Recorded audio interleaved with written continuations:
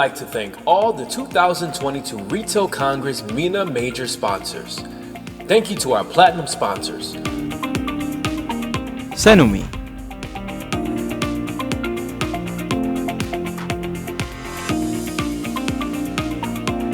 Hamat Holding,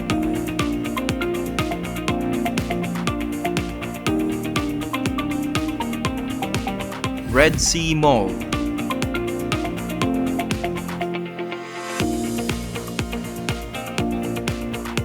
The RIA Square, developed by the RIA Gate Development Authority. Our gold sponsors are Yardi Systems,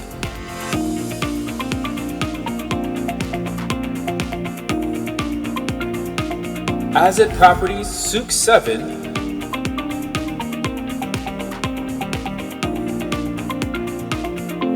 The Clock Tower Shopping Center,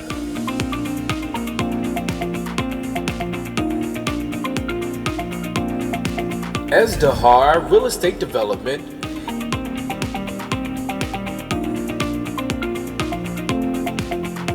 Dama Mall,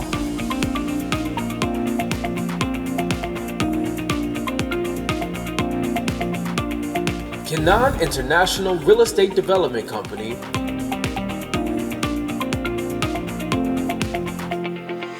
Al Hoker Group.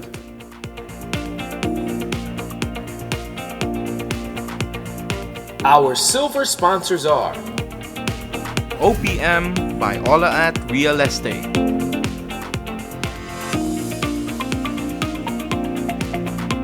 The Mac Properties,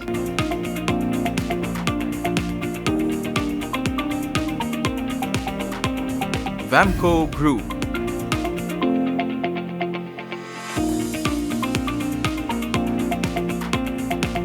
Sensormatic Solutions,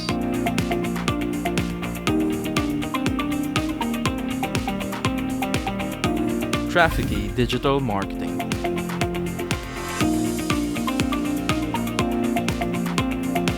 Our bronze sponsors are Conic,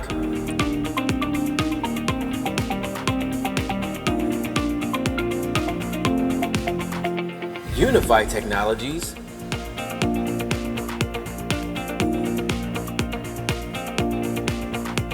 Aldries Petroleum and Transport Services Company, Yango Delhi Tech,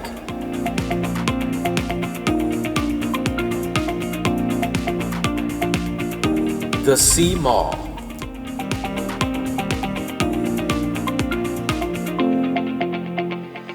Thank you to our support partners: Emirates Airline Official Airline Partner,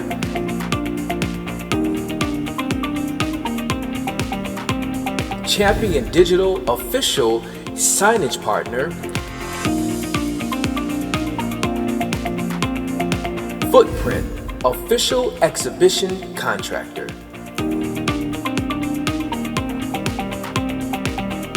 Bala Bala,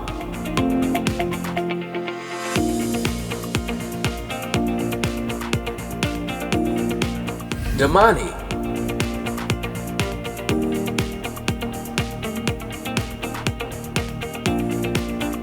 Orange Bed and Bath,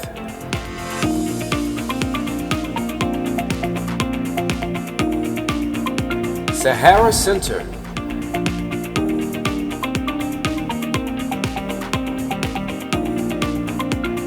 MacArthur Retail Development Specialist,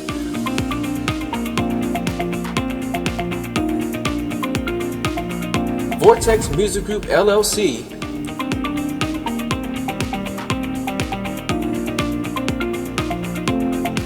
Expand Retail, powered by Savant, Right Selection.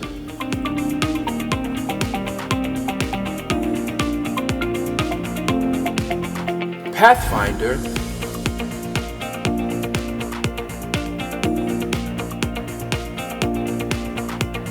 and Kareem. Our media partners are Global Trend Monitor,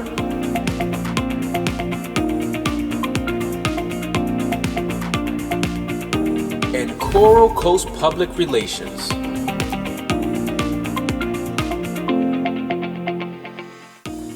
We would also like to thank our Retail Congress MENA exhibitors for your participation. Retransform Anet Technologies Middle East FZE,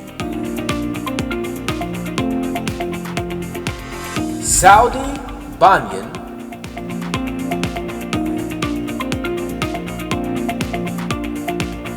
Dana Real Estate Al Rashid Mall, Wolf Tech,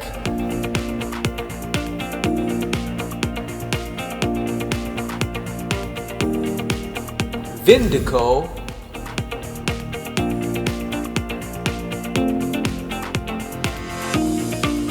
ASI Design Solutions,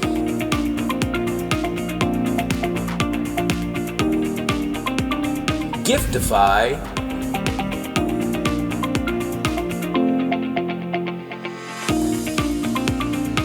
Talau Village,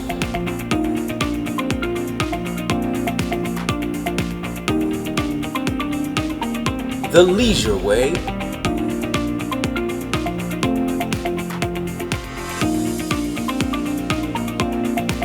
V-Count,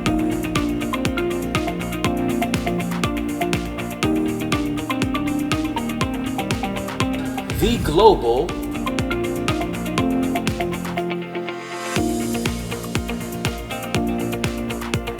Glacier Illumination,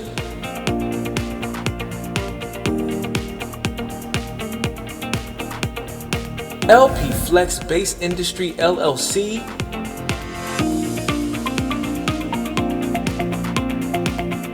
MK Illumination,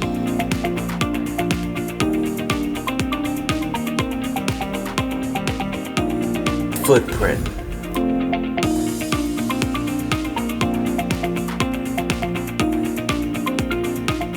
Tsunami,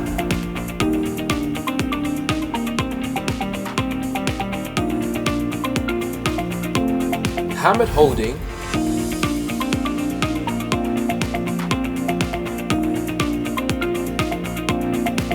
Daraya Gate Development Authority, Daraya Square,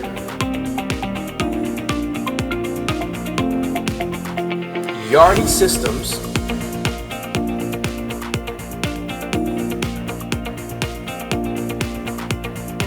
Azad Properties, Souk 7,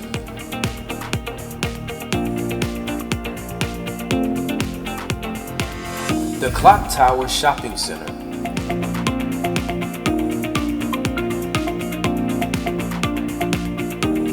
Ezdahar Real Estate Development,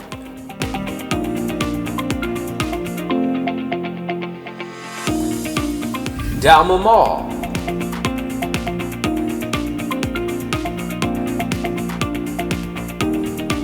Al Hoker Group,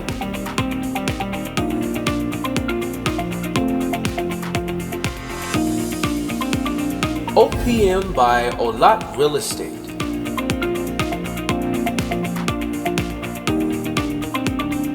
The Mac Properties,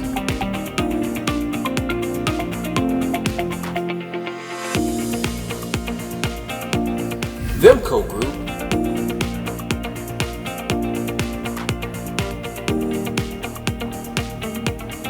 Sensormatic Solutions,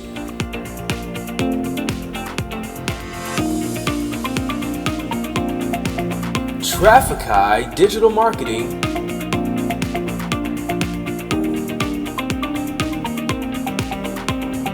Conic,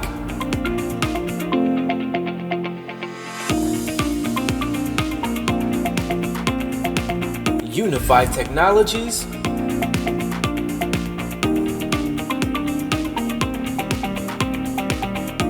Aldris Petroleum and Transport Services Company,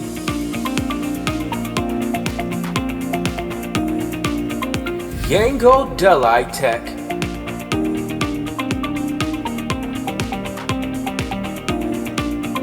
the C Mall.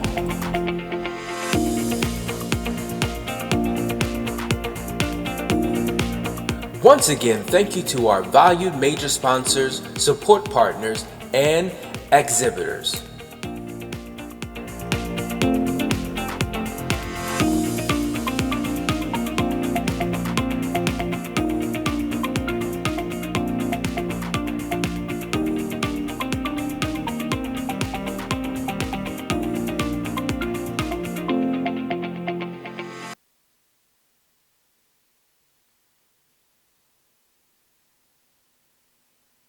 Ladies and gentlemen, please welcome our MC for today, Richard Dean. Ahlan wa sahlan, sabah al-khair. Tell you what, that photo was taken a long time ago. I wish I looked like that now. Listen, welcome back to day 2 of this event. It's going to be a spectacular day. We got some awesome content in the morning, and that's of course why you're all here. We're going to break for lunch about 1-ish today, a little bit earlier. Nice, long, leisurely lunch, and then, as you all know, back in here a little bit later on for the awards ceremony just after 3-ish. That's basically how today is going to play out. But to give you a bit more detail, please join me in welcoming our host today. Yesterday, I embarrassed him by suggesting that he was the maestro of this event, the prime mover who pulled it all together. But he has far too much humility to let me get away with that. Let me just say, he is the tip of a very long and large and powerful spear. He is the CEO of the Middle East Council of Shopping Centres and Retailers, David McAdam. Thank you, Richard. Pleasure. Thank you. Okay, can you hear me today? Now, my wife's at the front row, so I just wanted to make sure everything's working all right today. You can hear me clearly? Okay, good. Welcome, my name's David McAdam. I'm the CEO of the Middle East Council of Shopping Centres and Retailers. And thank you. Thank you for being here again today. Usually the second day we start right at 9:30, and here we are 11:15. I don't know why that happens. It's something about getting enough people in here, but everybody's smiling, and it's great to see everybody. Thank you for coming. I wanted to say a couple of things. First of all, our theme this year is Retail Reborn. And what we mean by Retail Reborn means that I can speak for ourselves as an organization. And last year in 2021, when we hosted this event, we had just enough financial wherewithal to host the event and move ahead to try and carry on for the next year. Not only were we overwhelmingly successful last year, but that this year our team has been reborn, and our team has done an outstanding job in hosting this. So I want you also to please recognize our team, Leah, Kay, Maurice, Ian, and we have a new guy, Justin, Justin's with us as well, and a new guy, Johan. So please celebrate their work.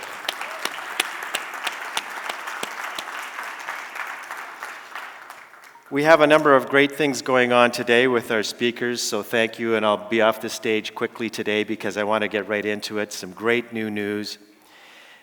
This is our 28th annual Retail Congress, so this is no small event to host annually, and I'm really happy to be able to be leading this event again in the 28th year.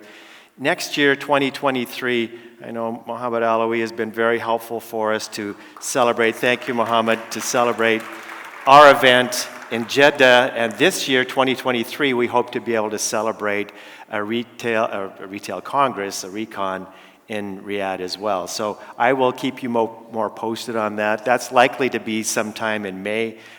We'll keep you posted on what we're doing with that.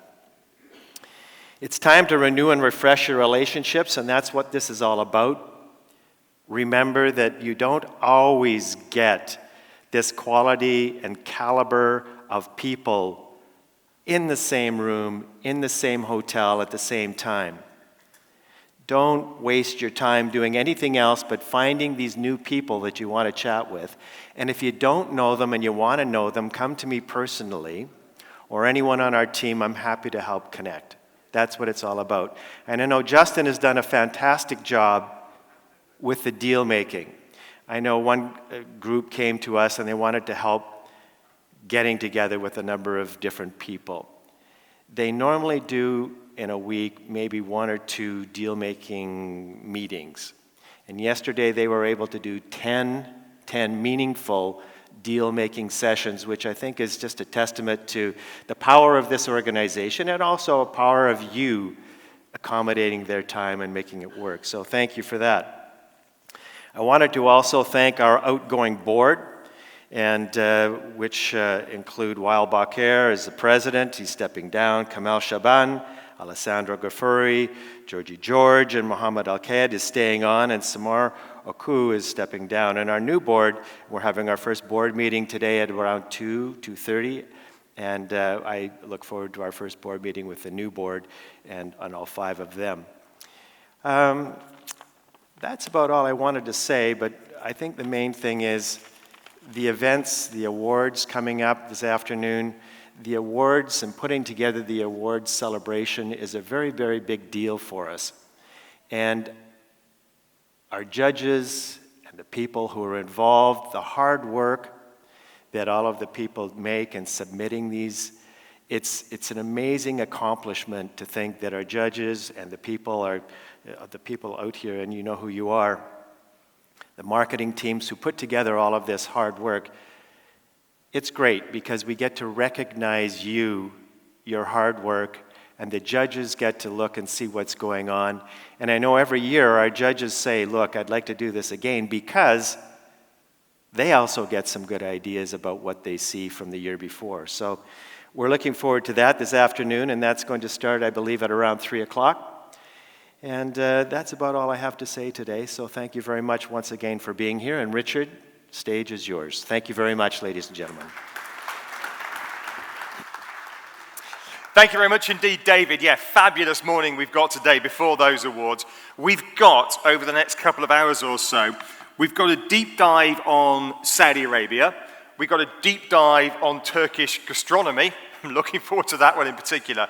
Then we've got a thematic panel looking at customer experience and customer engagement. And we're going to wrap up this morning with a really inspirational, motivational talk from a retail futurist with one simple message: wake up!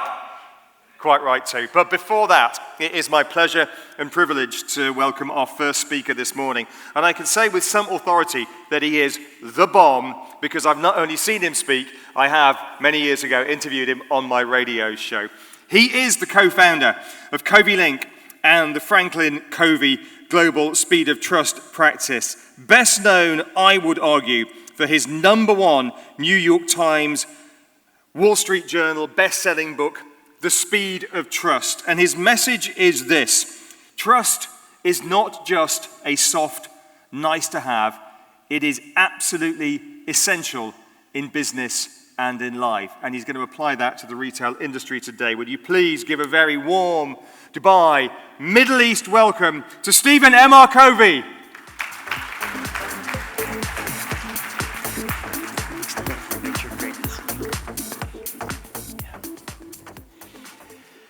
Well, thank you, Richard, for that kind introduction.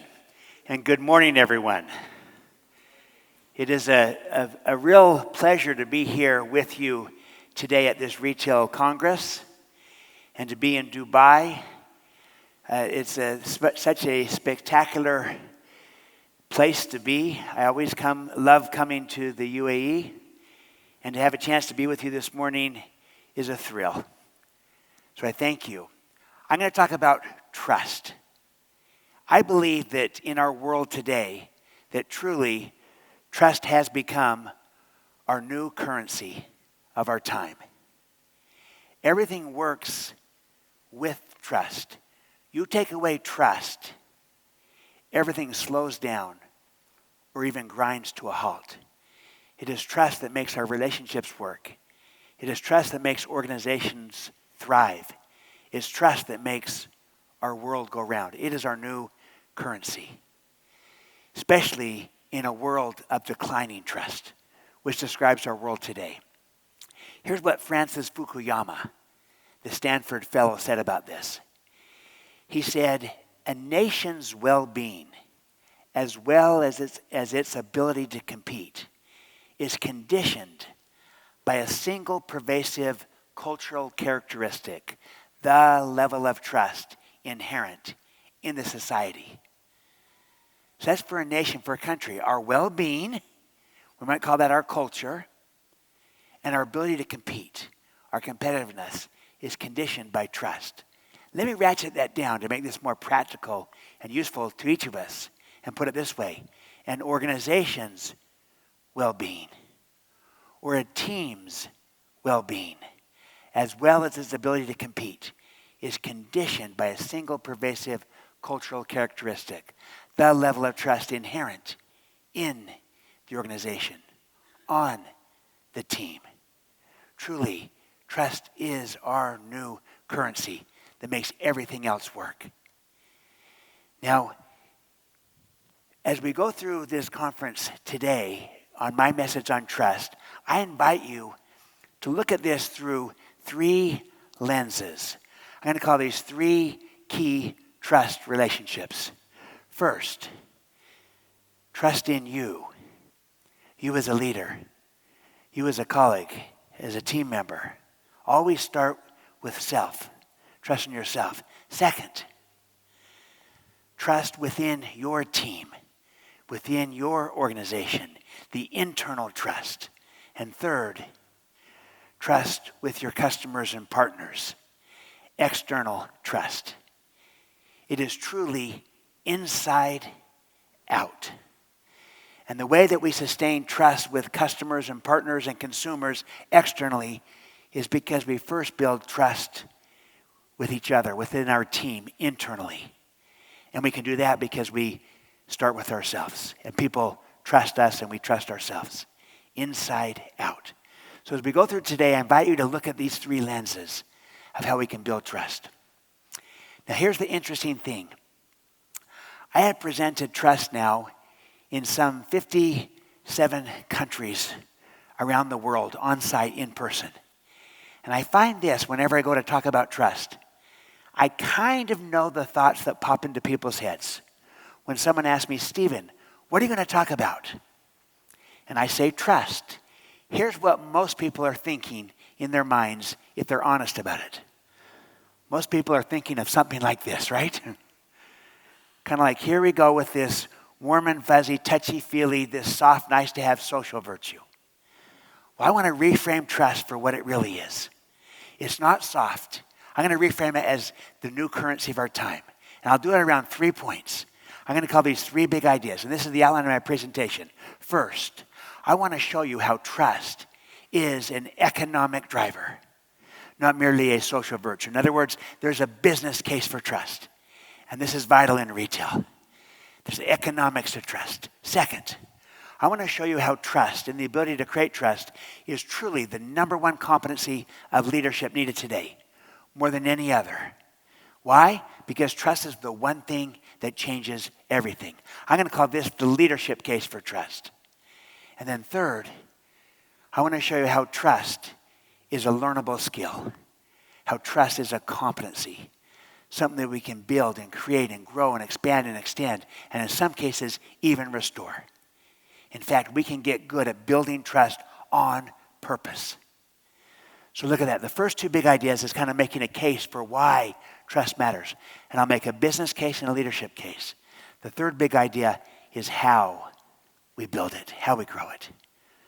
Okay, so that's where we'll go. Now, let me do a little exercise with you if you'd be willing. So everyone has a piece of paper in front of you and a pen.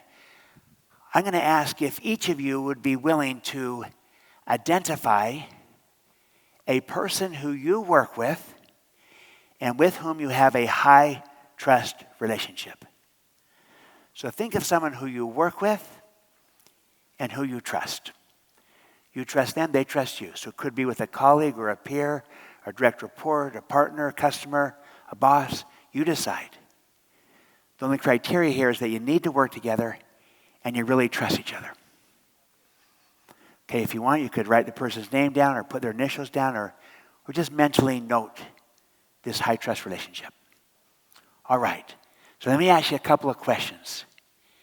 As I ask you these questions, could you capture maybe jot down or at least mentally note the first impressions that come to you.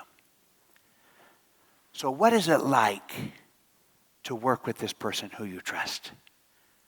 What's it like to work with her or him? Go ahead and jot it down. And what's it like to communicate with this person? What does communication look like when you trust each other? Capture that. How fast can you get things done when there's trust? And what kind of results or outcomes are you able to achieve together? All right. Now I'd like to shift gears and have you identify a second person. And you know where I'm going with this one, right? So this time identify someone who you work with, who you need to work with as part of your job, but in this case with whom you have, for whatever reason, a low trust relationship. Again, colleague, peer, boss, direct report, partner, you decide. The only criteria here is that you need to work together, but there's low trust. All right, with this person in mind, same questions. What's it like to work with this person who you don't trust? And what's it like to communicate with this person when you don't trust each other? How long does it take to get anything done? What kind of results or outcomes are you able to achieve together or not? All right.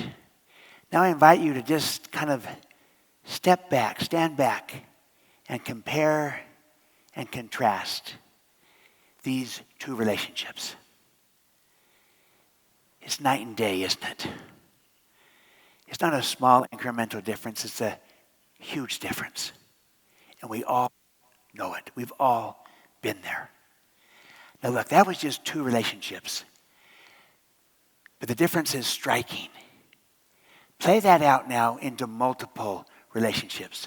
Play that out onto a team, a high trust team compared to a low trust team. Play that out between teams that need to work together and collaborate when they trust each other compared to when they don't. Play that out in the entire organization, in a culture, a high trust culture versus a low trust culture. Play that out in the marketplace with partners and customers and consumers. Trust changes everything. Not in small incremental ways, but in profound ways. And we all intuitively know it. So I'm going to build on that foundation and make a case as to why this matters and how we build it. Now, let me define trust so we're all on the same page. Here's the most simple definition I can give. By trust, I simply mean confidence. Confidence. The opposite of trust, distrust, is suspicion. So confidence versus suspicion. Now, where does that confidence come from? I suggest it comes from two sources. It comes from having both character and competence. Character and competence both are vital. If you have one but lack the other, you will not sustain the trust. So in this sense, this makes us credible. See, we earn the trust. Trust is earned. How?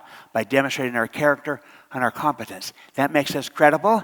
It makes us trustworthy. While it is important to be trustworthy, it's not sufficient to have trust. It's necessary but insufficient. Here's why. Consider this. You could have two trustworthy people working together, and yet no trust between them, even though they're both trustworthy, if neither person is willing to extend trust to the other, to give trust. So there's a third part of this definition that's so vital, and that's very simple, that you have to give trust to get trust. You have to extend it to receive it. So in this sense, trust is given. Trust is given. You see, I get asked all the time, Stephen, is trust earned or is it given? And my response, yes. I mean, absolutely it is earned. We need to demonstrate our character and our competence, our credibility, that we are trustworthy. But it's not enough to merely be trustworthy. As leaders, we also need to be trusting. And when we are both trustworthy and trusting, we will create the trust. This is needed today, especially in this new world of work, where there's possibilities and options to have remote work or hybrid work or intentionally flexible work. Look at this study from Microsoft. Just came out 2 months ago. I guess 3 months ago. 87% of employees report that they are productive at work. This is in all situations, including hybrid situations and remote. And yet, only 12% of leaders have confidence that their people are productive. So there's this gap. There's really a trust gap.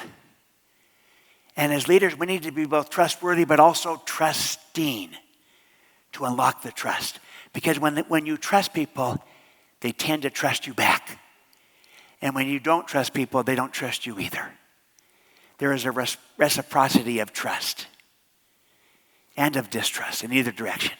Okay, so that's our definition. Trust is confidence that comes from character and competence. We earn it, but we also give it. We're trustworthy and we're trusting. With that in place, let's take these three big ideas on. First, trust is an economic driver, not just social. Here's why. There are economics of trust. Trust always affects two outcomes: speed and cost. And here's a formula, very simple. When the trust goes down in a relationship or on a team or in a company, in a center, in the marketplace, in any relationship, when the trust goes down, here's what you will always find. The speed will go down with it. Everything will take you longer to do. And the cost will go up. Everything will cost you more to do. Now this is a tax. It is a high trust tax, a low trust tax, It is a wasted tax. You want examples of the tax? They're all around us in our low trust world. So just reflect upon the low trust relationship that you identified a few moments ago, the low trust one. My guess is it takes you longer, costs you more to get anything done. Think of teams you've been a part of. When there's distrust on the team, how everything slows down. What if we lost trust in our culture? And employees don't trust management, management doesn't trust employees. Everything takes longer, everything costs more. What if we lose trust in the marketplace, with partners, with customers, with consumers? It takes you longer, costs you more. That's the tax. Here's the good news. The converse is equally real. And when that trust goes up in the relationship, when the trust goes up on the team, between teams, in the company, in the culture, in the marketplace, with customers, when the trust goes up, the speed goes up with it. We can do everything faster, infinitely faster, and the cost comes down. Costs much less. Now that is a dividend, a high trust dividend. My friends, it's that simple, that powerful, that predictable. You want examples of the dividend? They're also all around us. So just reflect upon the high trust relationship that you identified a few moments ago, the high trust one. My guess is you move fast, low cost. Think of teams you've been a part of, maybe now, where you have built high trust on the team, the speed at which you can move. How about when there's trust in the culture? You got to pivot and adapt to changing realities, but there's high trust, you move fast. What if there's trust with customers and in the marketplace and in your brand? A brand is a great example of the speed of trust in action. And repeat business and referral business and loyal customers, they trust. Greater speed, lower cost. You can monetize this. And you can monetize it at every level. Look at this data that shows you that how fast you move, how low cost. See, I put it this way. Nothing is as fast as the speed of trust. And nothing is as profitable as the economics of trust.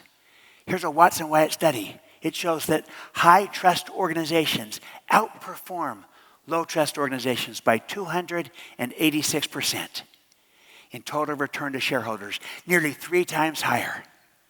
Why? Because they get far greater speed, far lower cost, and ultimately you can monetize it. Here's another study. The Great Place to Work Institute. To be on this list, to be certified here, you have to have high trust. It's 2/3 the criteria. These companies in a 13-year study outperform the market by 288%, nearly identical to the other study. So look at it this way. High trust is a performance multiplier of about 3x. Low trust, a destructive tax that will get us, diminish us, dilute us at every gate. That's the business case for trust. Let me give you the leadership case. Trust is the number one competency of leadership needed today. Why? Because it's the one thing that changes everything. This has always been important, but especially in this new world of work and with these new generations of Gen Z and millennials. People don't want to be managed. People want to be led. They want to be trusted. They want to be inspired. And look at how trust changes everything. Think about this. Today, as leaders, we're expected to lead change, but also to develop high-performing teams. It is trust that turns a group of individuals into a team. Without trust, you're not a team. You're just a group of individuals working on a project. Trust is transformational to the very nature of the relationship. We want these teams that we work on, we want them to be agile and adaptive and responsive.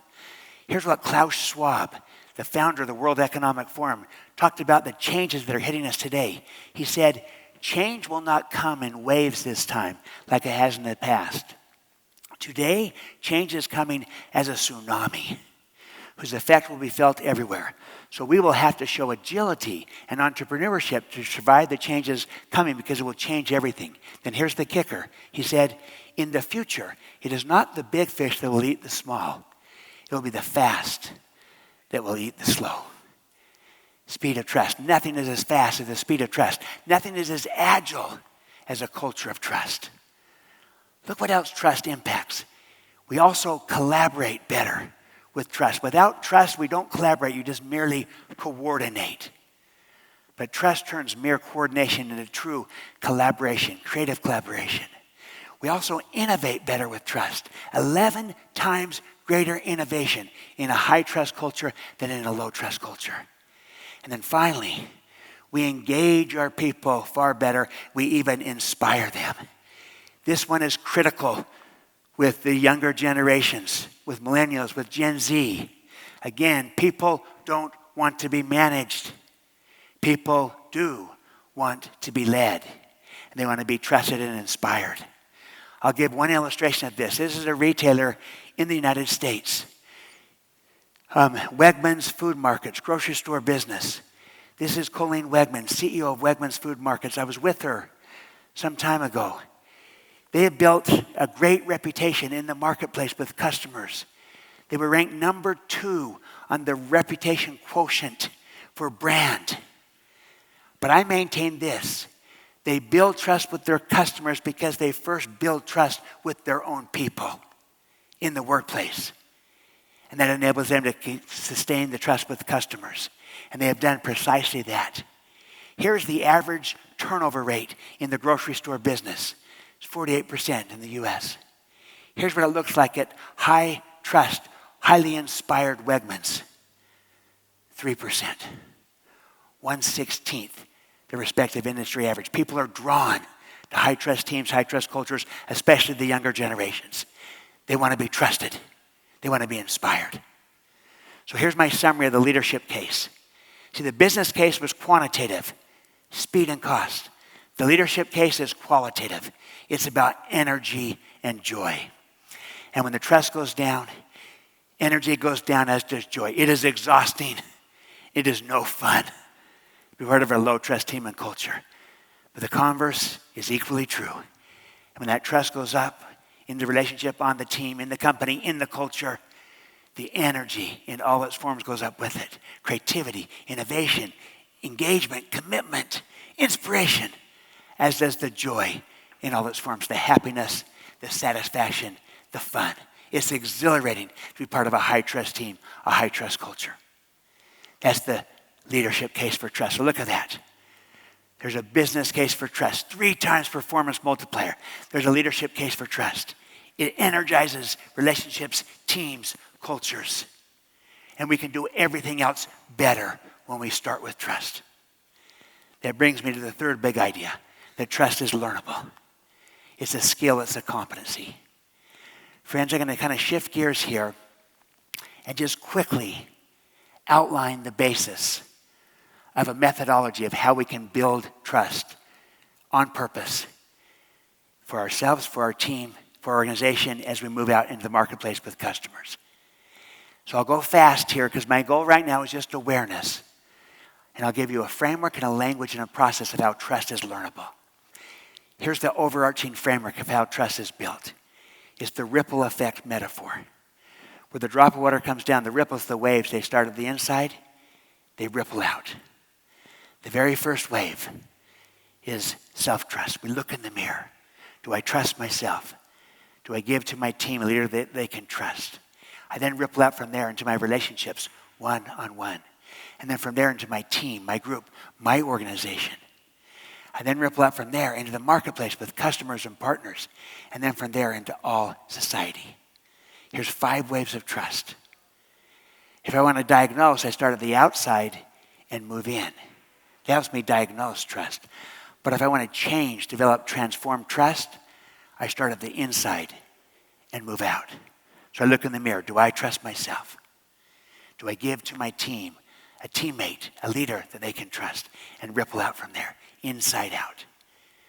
So how do we build this kind of trust from the inside out? Well, there's 2 key things that we do. Trust is a function of our credibility and our behavior. This is what we do to build trust from the inside out. Let me describe each of these in turn. Credibility, I'll use the metaphor of a tree. You have the roots and the trunk of the tree. That's like character. Vital, but by itself insufficient, like a tree stump. Then I have the upper half of the tree, the branches and the fruits. That's more visible, like competence is more visible. Vital, but by itself insufficient, like a tree without roots. What I'm looking for, of course, is that combination of both character and competence. When I have that, that's credibility, and upon that I can build trust exceptionally fast.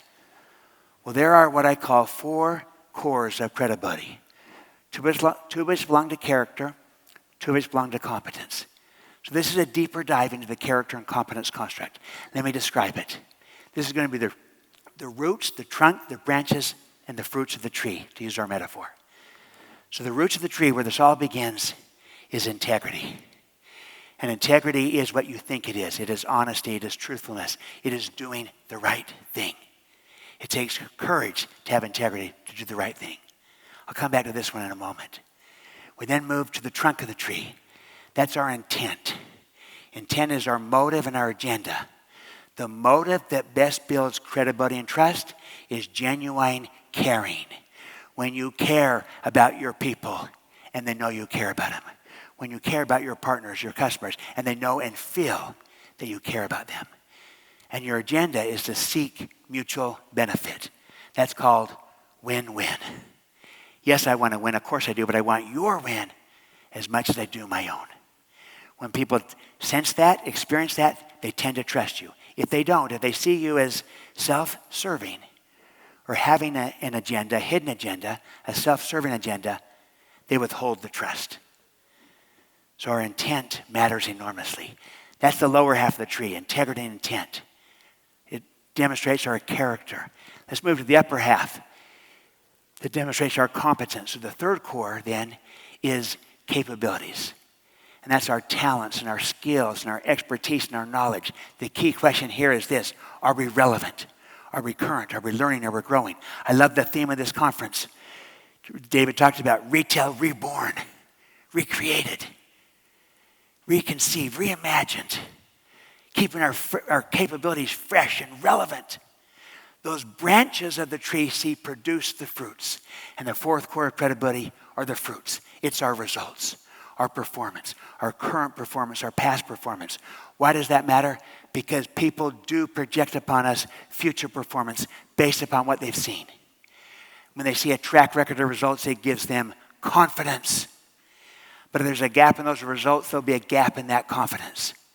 See, our results matter enormously to the building of trust.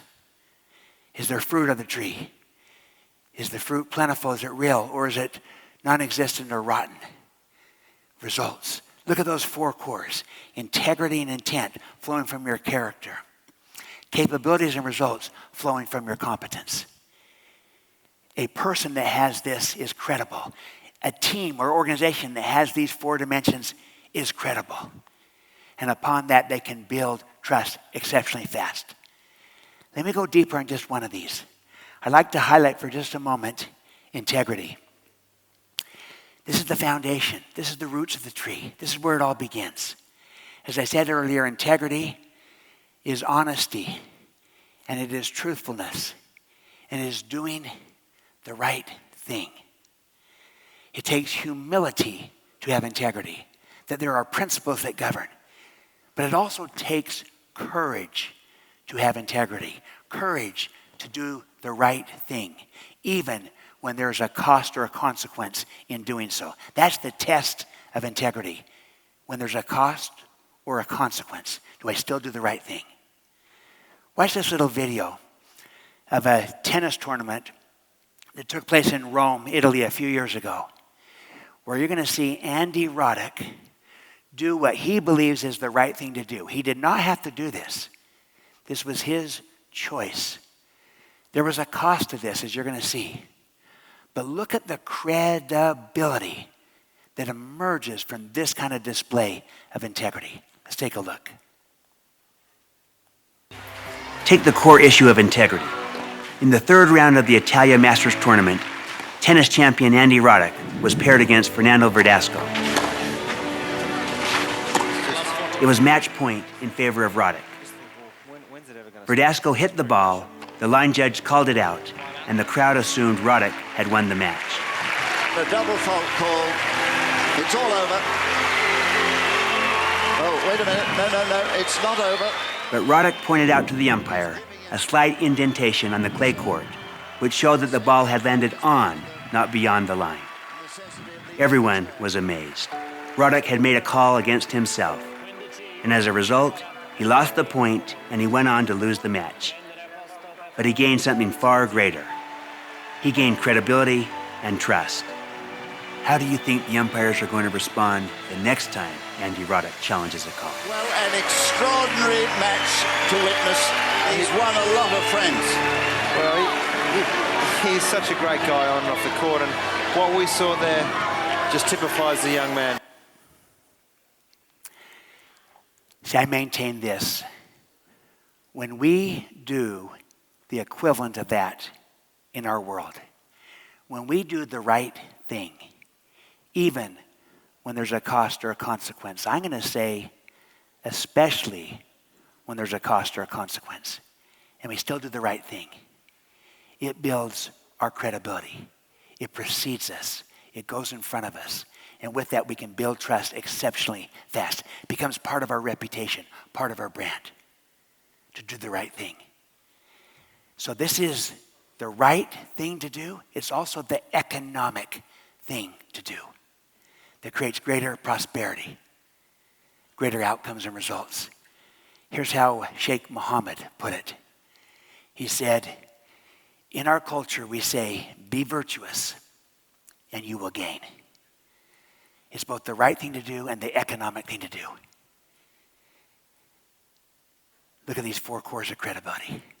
Integrity and intent flowing from our character. Capabilities and results flowing from our competence. We can apply this for us as an organization, as a retailer, as a shopping center, as a provider. We can also apply it to our teams, and we can apply it to each of us as leaders. And I invite you at this time to just take a moment, look at those four cores of credibility, integrity, intent, capabilities, results, and look in the mirror and pick one of those to work on as we walk out of our session this morning. One that you would like to get better at. And by doing so, you'll be able to build trust in you and in your team better and faster because you'll be more credible.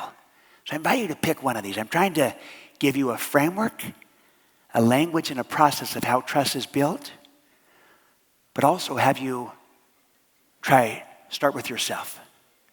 Look in the mirror and apply this to make this really practical. So pick one of these four cores to work on. I invite you.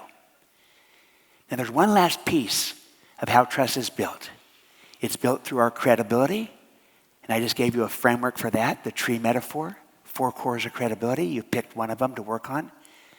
It's also built through our behavior. Our behavior is how we do what we do. And there are literally hundreds of possible behaviors that are out there. Literally hundreds, depending upon how thin we slice them. From the hundreds, we've identified the highest leverage behaviors that help us grow trust. And from the hundreds, there's 13. They will build trust faster. They will destroy trust faster. Now, friends, we're not going to dive into these deep right now.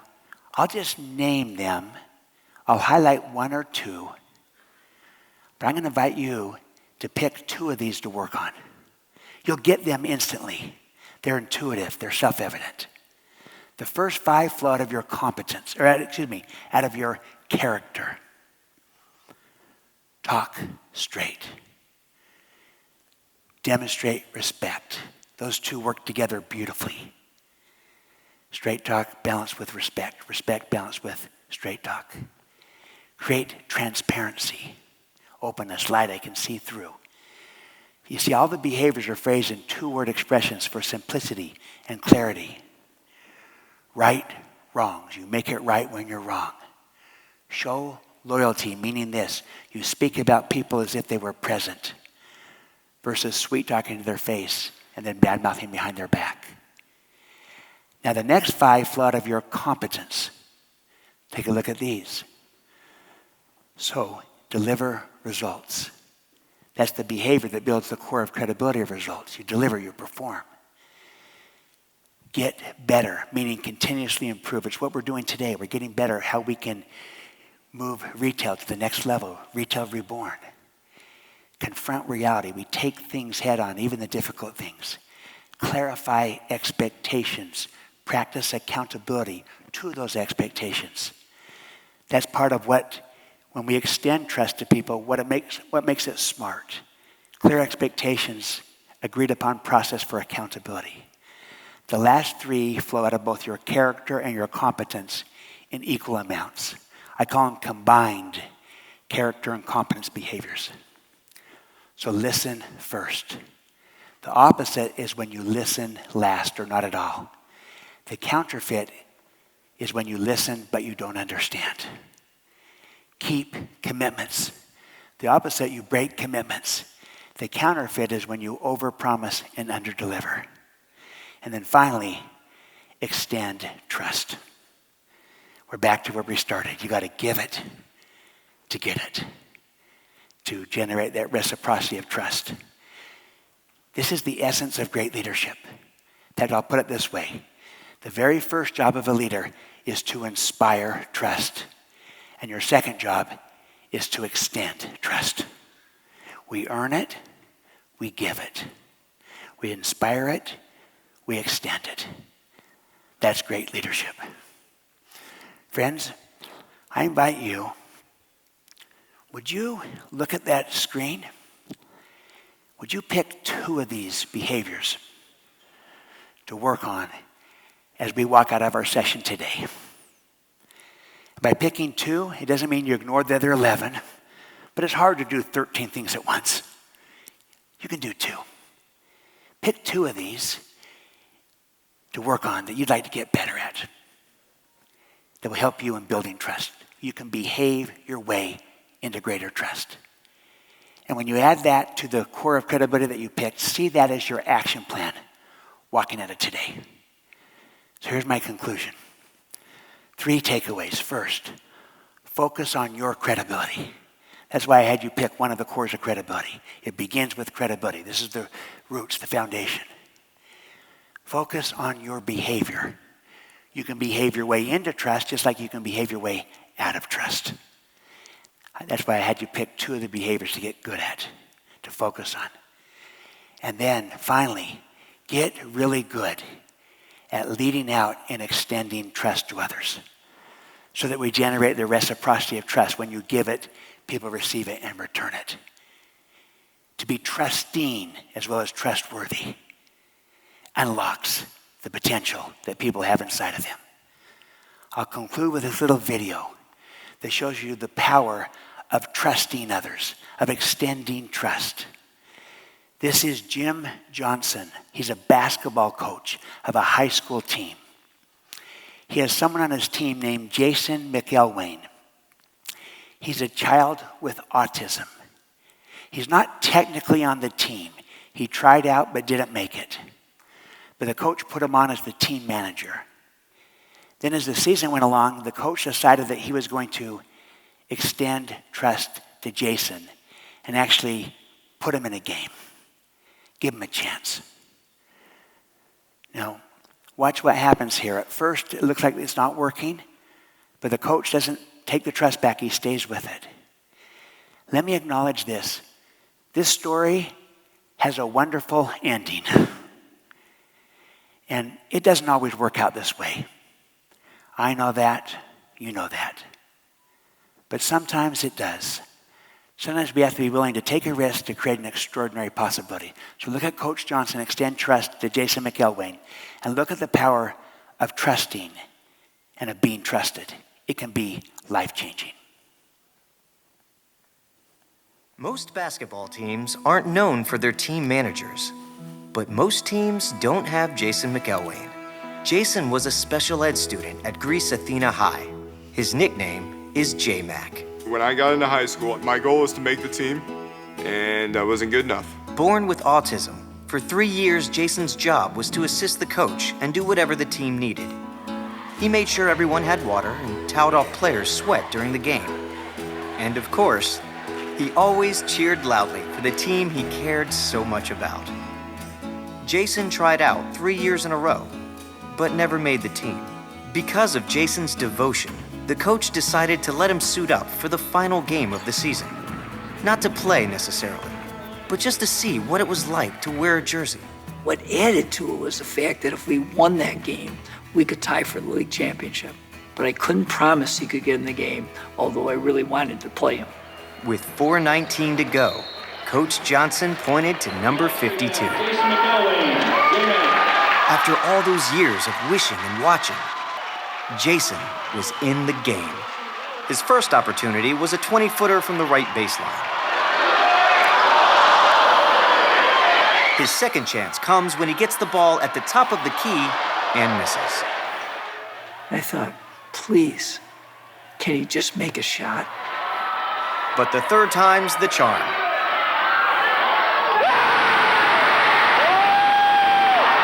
What happened next, I had never witnessed before in my 25 years in coaching. With his teammates giving him the ball at every opportunity, Jason shot. And shot. And shot. Three-pointer after three-pointer. And with each bucket, the crowd and his team went a little crazier. With just about 3 seconds to go, Jason stops 3 feet behind the arc. I think to myself, Jason, don't shoot from there, it's too far. He lets it go anyway. He beats the buzzer and creates pure pandemonium. In the space of just 4 minutes, Jason scored 20 points, making him the highest scoring player in the game.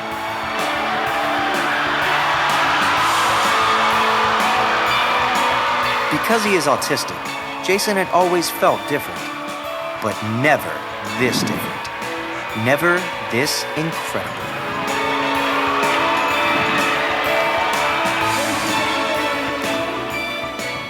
Since that time, Jason has continued to work with Jim Johnson, but he has a new nickname, Coach J-Mac. Being given a chance is unbelievable. Being given a chance changed my life.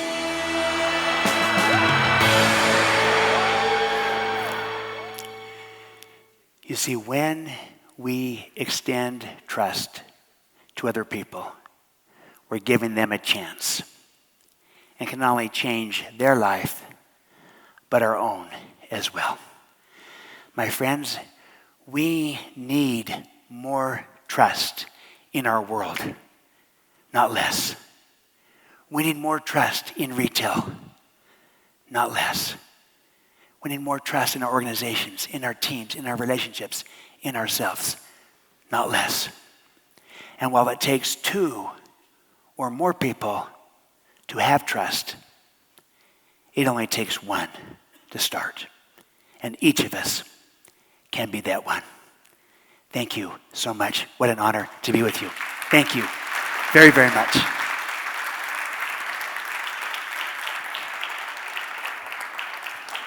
Stephen, thank you very much indeed. Inspirational stuff and lots to take away Thank you. from today. Stephen will be around for a while if you want to have a chat with him about any of these issues. And I can tell you he is going to be giving a session a little bit later on. A leadership masterclass with Stephen M.R. Covey is happening a little bit later on today. But now let's move on with the awesome content that we have for you today. First of all, let's take a look at Saudi Arabia, growing the largest shopping center operations in Saudi Arabia in the coming 5 years. That, distinguished guests, ladies and gentlemen, is no small task. So we're going to get a couple of people on stage to talk us through it.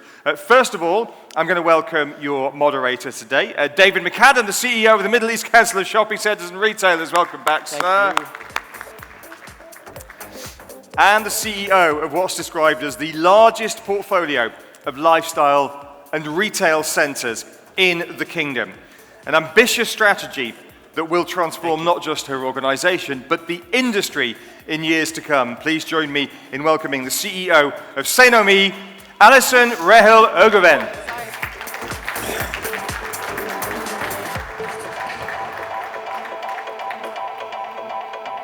Welcome. Thank you so much. Thank you very much. All right. Oh, and there goes my paper. Well, Alison, let me start by saying this. It's truly a pleasure to welcome you to our stage because I have been looking forward to this moment for some time. I've always been an admirer of you and your career since 2010 when I met you in Istanbul. So that goes back a while. But I've seen that your role as the first female non-national CEO of one of the leading companies in Saudi is a true testament to who you are as a person. So congratulations. Thank you very much. Before we get into the company and the exciting news you've announced today, tell me a little bit about yourself and the audience, please. All right. Thank you very much. First of all, thank you for having us. Thank you for giving us this platform also to make a big announcement in a few minutes. My name is Alison Rahel Ergoven. I'm a lover of emerging markets, and I recently moved to Saudi to head up what is now known as Saint-Nomi Centers. My journey into this international life started a long time ago. I started in fashion originally, and that took me to Istanbul, Turkey in the mid-90s. And that's where my passion, I believe, for the international life and emerging markets started. It was in 1999 that I moved back to the United States. And I began a career in retail real estate and shopping centers with Simon Property Group. If you're not familiar with Simon Property Group, it's the largest shopping center owner in the United States, and I started in leasing there.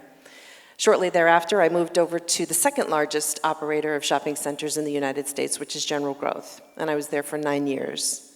The last 4 years of that, I moved into the international group with GGP, and we were looking over 2 joint ventures, one in Brazil, and again, one in Turkey. It's the second time my life touched Turkey. In 2009, in the midst of the global financial crisis, I moved over to, well, actually, I got a call in 2009 from the chairman of a company called Perdera. Perdera is a boutique private equity firm that focuses on asset management and retail real estate with its own branded funds. The phone call was to head up their operations in Turkey. Again, third time in Turkey. My husband is Turkish, my children are half Turkish, and so we said, yeah, let's do it. So in January 2010, we moved the family and a dog to Istanbul, and we were there for 7.5 years. And I actually worked for Perdera for 12.5 years. So the first 7.5 were in Istanbul, overseeing Turkey, and then eventually Turkey and Central and Eastern Europe. Thereafter, becoming a managing director of the company and a board director of the company. And then we started to look further east into Asia. And in 2016, we signed a joint venture with Macquarie Bank out of Australia. and we created a retail asset management firm that was dedicated to managing their assets in China. So in 2017, we moved the family to China, and that's where we were for the last 5 years. We didn't know how sick all of the assets were in that fund, so there was a lot of work to do in terms of turnarounds, in terms of repositionings, but I'm happy to report that we got most of the work done in about a 2-3 year period. So much so that Brookfield took notice and bought the entire portfolio as well as the company that I was managing in 2021. It was earlier this year, while I was still in Shanghai, right before a very long lockdown, that I got the call for this job. And there is a new group CEO at Tsunomi Group. His name is Mohammed Murad. He is ex-Google, ex-YouTube, and he's brought in at the group level a bunch of really dynamic, sophisticated, smart people. And I left both companies and moved to Riyadh in August of this year. Congratulations. It's a great career, by the way. Thank you. Thank you. Today, your company has made an exciting announcement. You have unveiled Tsunomi. Can you introduce us to Tsunomi, please? Sure, I'd be happy to. To take one step back, I mentioned the group. So there's a group holding known as Fawaz Al Hokair Holding, and it has 4 verticals underneath it. A retail franchise network, which is formerly known as AFR. The real estate vertical, which is formerly known as Arabian Centers. And a new e-commerce network and a fintech platform. Today, we are relaunching and rebranding as Tsunomi. Tsunomi brings all of that synergy and that ecosystem under one brand, which is very exciting. And it's interesting that the conference is known as REBORN, because literally the company is going through its own rebirth. We lovingly call these different verticals an ecosystem. It's a unique ecosystem. It's the largest vertically integrated retail organization in the Kingdom of Saudi Arabia. We're very proud of that. And now, under one brand, that ecosystem represents a true omni-channel destination, both online and offline, through the retail platform, the real estate platform, and the e-commerce. That's a great announcement. Thank you for making the choice of doing it on stage with me today. That's an amazing. What else can we expect from Tsunomi? Okay, so I should mention, literally Tsunomi is launching right now in Saudi Arabia. It's happening simultaneously, so it's truly exciting. And just to take a moment, I'm not sure if, no, the logo's not up. Okay, so Tsunomi, C-N-O-M-I, Sino is a Greek word for new. Me is a different iteration of the word me. So Tsunomi means the new me. And I mention that because me is the customer. So everything that we do, everything that we touch is about the customer. The customer is at the heart of everything we do. So for Tsunomi Centers, which is the new name of our company, we're putting the customer first. And you're going to see that as we take our projects currently forward and the new projects into, hopefully, what we call future-proofing. Today, Tsunomi Centers has 21 assets. We're in 10 cities, 1.3 million square meters of GLA, but we have 8 centers in the pipeline. And 3 of those we call the jewels. So we have a jewel in Jeddah, we have a jewel in Riyadh, and we have a jewel in Khobar. And the key difference between those jewels is that they will be flagship destinations. And Saudi at the moment doesn't have a flagship destination like you would see in the region. We're going to be bringing a new element of design, placemaking, customer experience, luxury, dining, technology, and a digital platform that the market just hasn't seen yet. So we're really, really excited.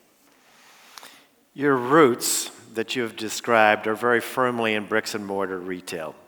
That's what I heard. I think we all heard that. But we know, though, that there is a huge e-commerce boom, not only globally, but certainly in the region and certainly now starting in Saudi as well. How is Tsunomi placed to support that e-commerce growth? Okay. So Clearly, Sonomi Centers is real estate. Bricks and mortar is what we are, and that's not going to change. But if we don't embrace technology, then we will not be relevant going forward. And in Saudi Arabia, the Saudi consumer, the Saudi individual is one of the most connected individuals in the world. It reminds me of China. China is an incredibly connected society as well. So we have to be on the forefront of technology, and having the e-commerce platform actually creates some amazing synergy for that omni-channel presence that I was mentioning earlier. We already offer the basics of Wi-Fi and an app, click and collect, a loyalty program. But the future conversations that we'll be having with the e-commerce platform are really about creating that frictionless, seamless, end-to-end experience for the Saudi consumer. And we're even looking at things like how do we take some of the real estate and possibly be a part of fulfillment, a part of last mile logistics, cloud kitchens for delivery, so that there's lots to come. It's a great story about rebirth, and it's a great part of our theme in the organization, what we've done today, so thank you very much. I think you have something else to show us. We do. So there's a video that launched that announces Sonomi. If you give me just a couple of minutes, we have it in English and we have it in Arabic, and I'd like to introduce you to Sonomi.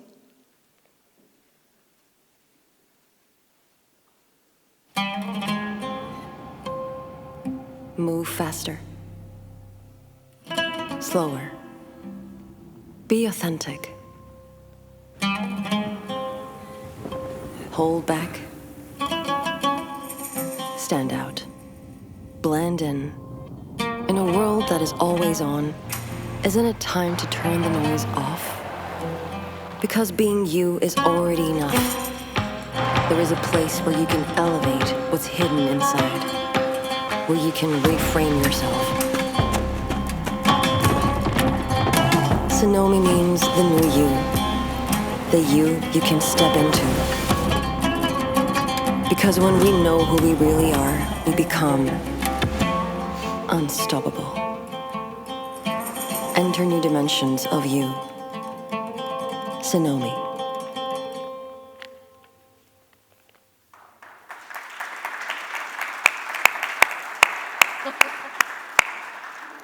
And I'm being told the Arabic version's not going to show, and I'm really sorry about that, because frankly, I've seen the Arabic version and I like it better than the English version, so I'm sorry about that, but anyway.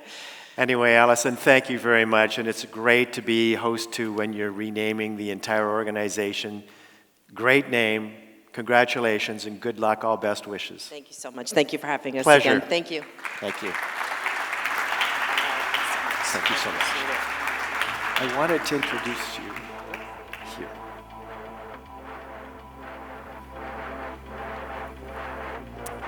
Well, Mabruk to Alison and the team at Sonomi, and as David said, best of luck with this new venture, continuing the REBORN theme here at the event today. And it's interesting that Alison talked about her history in Turkey, so she will, I'm sure, know the people and organizations we're going to meet now very, very well indeed. We're talking very simply about the expansion of Turkish gastronomy. And we've got two people who are going to join us on stage. Please join me in welcoming, in no particular order. First of all, we have Avi Alkas, the chairman of Alkas Consulting, 25 years of industry experience, described as a trailblazer and no stranger to this stage. And we also have the founder and chairperson of Big Chefs, Gamze Cizarelli. Big Chefs is a leading Turkish restaurant which was founded in 2007, 15 years ago, joining us on stage for a one-on-one discussion. Looking forward to this one very much indeed. Oh, the clicker. Now, can I ask one of my colleagues? Randy. Okay. Oh, you've got the clicker. Thank you. Okay, there we go. Thank you so much. We found the missing clicker. Thank you very much. Ladies and gentlemen, good morning to you all. And if you don't mind, we will stand up. Right, Gamze? Yes, yes, because we have a presentation Yes. as well, so it will be more dynamic. I have the distinct pleasure of being back here again. Last year I was on this stage thanks to David and his fantastic, wonderful team that I invited an Israeli retailer here. And now, after a successful woman who passed from Turkey like Alison, who's been my colleague. We were trying to win her into JLL at the time. And now I am back on stage with my dear friend Gamze for some years. I don't want to say long years. Long years, it long will not years. be your age.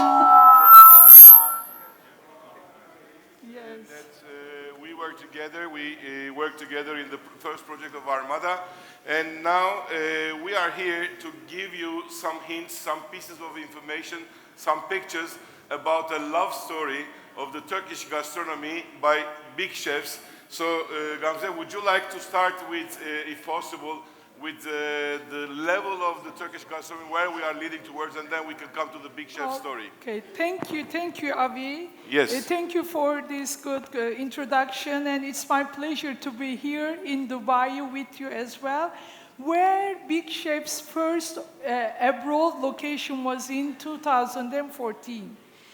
Yes, Turkish gastronomy is booming, has been booming for the last years, a couple of years. And this October, Michelin star was introduced in Istanbul, and 53 restaurants entered the list. And also just a couple of weeks ago, Istanbul hosted the International Gastromasa as well. So a lot of Turkish brands are expanding right now all over the world. You can see some brands here. You know I think Nusret very well. Günaydın as well. They have locations in Dubai. Also, Mado is an ice cream chain and expanding all over the world. And BTA is a food service type in airports, especially in 9 countries, 18 airports, and 200 locations. And I'm sure that in the coming years, we will see more brands, more chains in over the world. So Turkish gastronomy has 13,000 heritage history in the Anatolian. So we will see more brands definitely. And the big chefs, 9 countries and 85 locations right now. Gamze, we are watching here on screen some fantastic figures as you are showing and sharing with us now. And can you please explain us briefly what are, for the benefit of our delegates here, what are the main characters? Who is Big Chef? Who is Big How Chefs? did you come to the story? Okay, Big Chefs is an all-day casual dining concept. I am the founder of the Big Chefs, and it's mainly serving international dishes with a Turkish twist. And it was founded in 2007 in Ankara, which is the capital of Turkey, as you know, with 100% bank loan. And now we have, as you see, 85 locations and welcoming 30 million guests in each year. Well, how do you start? How did you start as Gamze? Can you please share us your story in this aspect? Okay. I was born in Diyarbakır. I don't know whether you know Diyarbakır. It's in the southeastern part of Turkey, belongs to Mesopotamia region. It's the intersection of the Silk Road, where different religions, cultures, ethnicities, languages are united. And the first place to develop agriculture and the first kitchen as well in Göbekli Tepe. I don't know whether you had been in Göbekli Tepe before. And I grew up a big and traditional family with long tables and filled with the recipes of this inherited from years and years ago. My dad was a doctor. And because of his job, we had to move around Turkey during my childhood, which gave me the opportunity to discover more flavors of this land. And for the university, I ended up in Ankara. And we know each other from Ankara years. Days from Ankara, you're right. Yeah, and I studied business administration and management in Middle East Technical University. And I'm the youngest of the 3 sisters, you can see from here. And before telling you the story how I started the F&B business, usually they say me that she's the Big Chef's founder. She's a serial entrepreneur. And I was nominated by the Women Entrepreneur of the Year for 3 times by Economist magazine. And I am the chairwoman of Sustainability Committee at Chamber of Tourism, Restaurant Investors and Operators. And also I'm an activist for the women empowerment as well. But I can, beside this, I can define myself as I'm a food lover, I'm a driver, I'm a mom, I'm a traveler, and I have love and passion for the whole life. Thirst for learning. But I know that you are not a chef by profession, Yeah. you are not a cook. So how did you pour your heart into this affair of Big Chef? How did you start it? Yeah, okay. Actually, I have been dreaming of the restaurant business since my childhood. But I couldn't do it right after the graduation from the university because my parents didn't allow me to go into that business. And after graduation from the university, I had experienced a corporate life in a defense industry for 3 years. Although my salary, my old benefits were very satisfactory, I said that this is not the life that I dreamed. So I worked as part-time after the work in a restaurant first. And then when I said that, okay, this is my dream job and I will do it, I will love to do it, then I quitted the job despite my rejections of the parents. And then at the age of 24, we created an all-day casual dining concept with my ex-partner and with my ex-husband at the same time in Ankara, a small coffee shop. And it was in 1993. It was so successful. And then we launched 2 more brands as well. But the life has sometimes bad surprises, and you have to face the bad surprises as well as the good. Yeah. So we decided to separate the business and the marriage as well. And we had problems in our partnership and everything. So in 2006, unfortunately, I had to leave all the business to my ex-partner and ex-husband and have to decide whether step back to the corporate life and be maybe a F&B manager in a hotel or somewhere, or start again. So when you started again, how did you move onwards to this day, please? Yeah. And, you know, I had the risk of failure again. I didn't have any investment and no backup. But at the other hand, I have passion, dreams, know-how, and courage as well. So I decided to restart again. And my heart was full of passion, my dreams, know-how, and courage. So I love this world. Life is the ability to start over.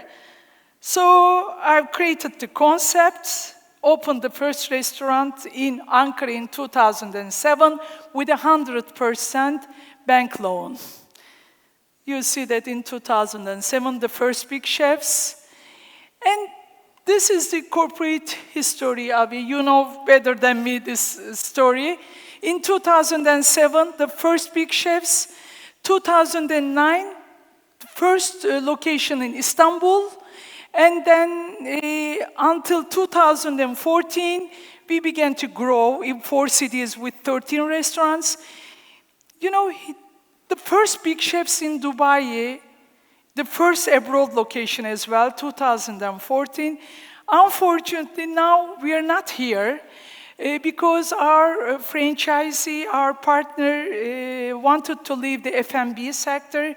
So we closed 3 restaurants.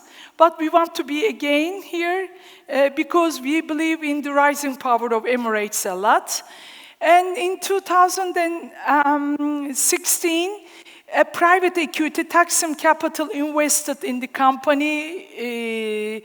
And what are the milestones? 2019 is very important because our first European location in Frankfurt was opened there, 2019. And unfortunately, 2020, 2021 is COVID-19 period, so we closed 9 months. But now, 2022, first JV agreement with the Holland, Belgium, and now in the coming months we are opening a lot of more restaurants in the coming, especially 2023 will be our booming up again. Well, 2023 will be the centennial anniversary of Turkey. We are going to celebrate the 100th anniversary. So hopefully, with your colors of our flag, and it can be our good success story for Big Chefs as well, because we are really, into your success story. And as you are showing us, where you are expanding from Germany, from Europe to the Middle East. Europe, Azerbaijan, and Germany, Holland, Kazakhstan. We have a lot of locations. And with the coming ones, we will be more than, I think, 116, something like that, in the coming year. We are expanding so quickly. What a wonderful story for us to share, and how well you are sharing it with all your joy and excitement, and with your beautiful decorations of the restaurant as you are showing. So the whole world, as we've been hearing, and you just mentioned the COVID as well, that it was difficult times. 9 months, maybe all the restaurants were closed down in Turkey. Yes, and how you are adapting yourself to the change, how you are transforming yourself towards the future. First of all, let me tell you about our strengths. What makes Big Chef so successful? First of all, you know that we can say that the big public living room, the editor of Food Service magazine, Gretel, she's a very good friend of mine. When she saw our first Frankfurt restaurant, she said that, oh, here is the public, like a public living room. So our fireplaces, bookshelves, carpets, sofas, open kitchens, freshly cut flowers, red canopies, all of them makes us unique compared to other competitors especially. And also our presentations, our menu, you can see that we're serving tea with a piece of tea and coffee with Turkish delight, with candies, with cookies. And for example, we like the word glocalization, which is the combination of global and local. We think global, but at local. This is a kunefe. Most of them knows this dessert. This is very delicious, but we make kunefe in the Gulf region, for example, in our Kuwait and Saudi locations, with blueberry and mozzarella cheese, which makes the kunefe more with a Western twist. So we are glocalization. We glocalize our menus, and we have very big international dishes, choices, and we are strong at breakfast, lunch, and dinner as well, all day long, after dinner as well. So those are our strengths, I can say. And you ask me, how do we adjust the new this? Everything is changing. For example, we just launched our NFT collection to catch up the millennials and Gen Zs, and we have robots in our restaurants. They are the runners. They are not used as of course, waiters, but they speed up the service. And they increase the service standard as well, so the waiter can stay with the guests at the table longer. And also, after the COVID period, you know, we have the application, or you can order from the menu online like that with your telephone number, with an application, and you can pay from it. So we're trying to adapt the new changes as well. Very good. And I know your devotion to your profession, to your brand, to the operation. And with all this time and energy that you are devoting, traveling all the time, we are leaving back today, back to Istanbul, and we'll be there tomorrow. Now, lastly but not least, of course, can you a little bit elaborate on the social impact that you are creating? Because what you are giving us in your restaurant, we feel home. We feel, as you mentioned, we feel very specially treated. So how you are treating the community? What are you doing socially? I resigned from my CEO position just before the COVID-19 period, and our COO was now he is a CEO. So after resigning from my CEO position, now I'm the chairperson and the president of the company. I'm all involved in the social projects, and Big Chefs is beyond the restaurant because as you told, in Turkey, it's a landmark. Big Chefs is a landmark. It is a landmark, so correct. This is not only the menu, our service, but also the social impact that we create makes us a landmark. So we believe in the creating a social impact is so important. So the UN's Sustainable Development Goals, SDGs, we are more focused on number 2, number 5, as you see, 8, 12, and 13, because we are hosting 13 million guests a year. So our impact is big. So what we do is, for example, I'm a woman entrepreneur, and I know how difficult to be a woman in our geography is, in all the world. Of course. In all the world. So we are now buying lots of our ingredients from the big suppliers. But we ask ourselves, why don't we buy some of our ingredients from the women producers, women farmers from the rural part of Turkey? So in 2018, we began with 13 producers. Right now, we are buying our, for example, olive oil, rice, chickpeas, a lot of ingredients from more than 100 producers all over the Turkey.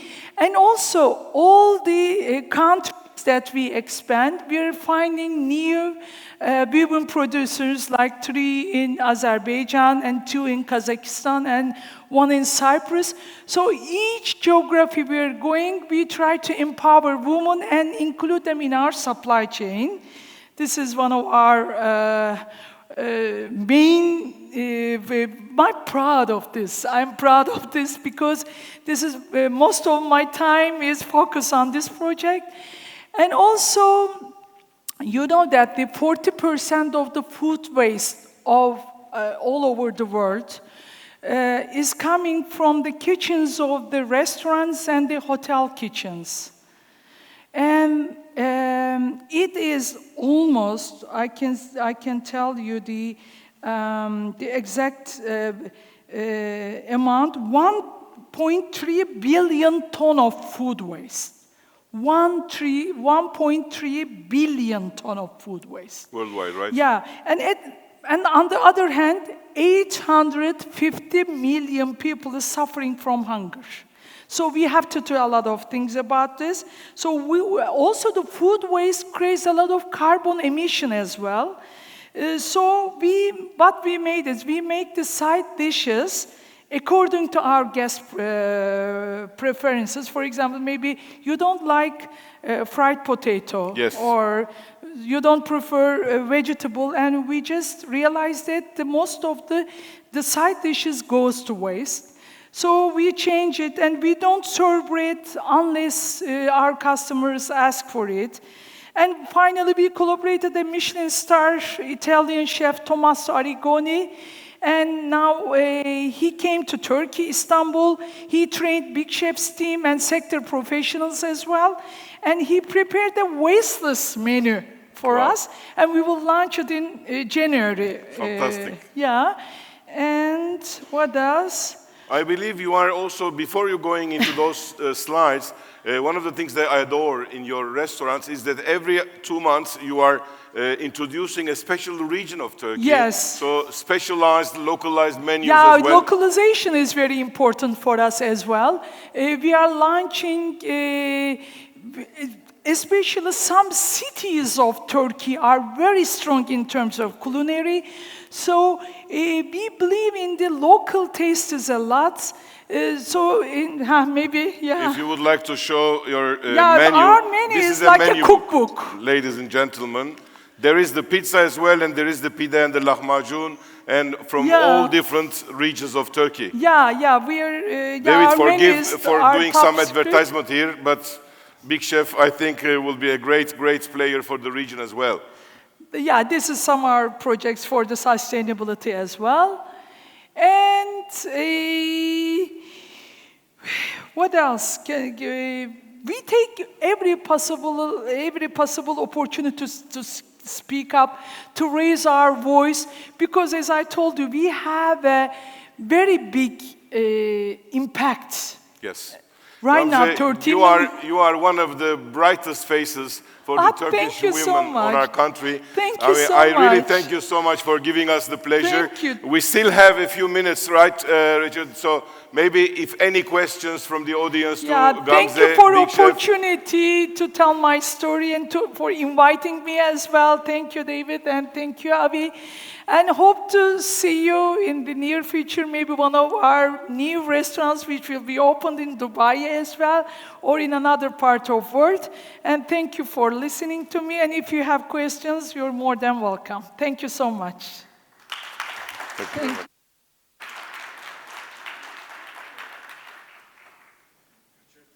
We can leave you the stage. Fascinating stuff. What a Thank you. force of nature. Thoroughly enjoyed that one.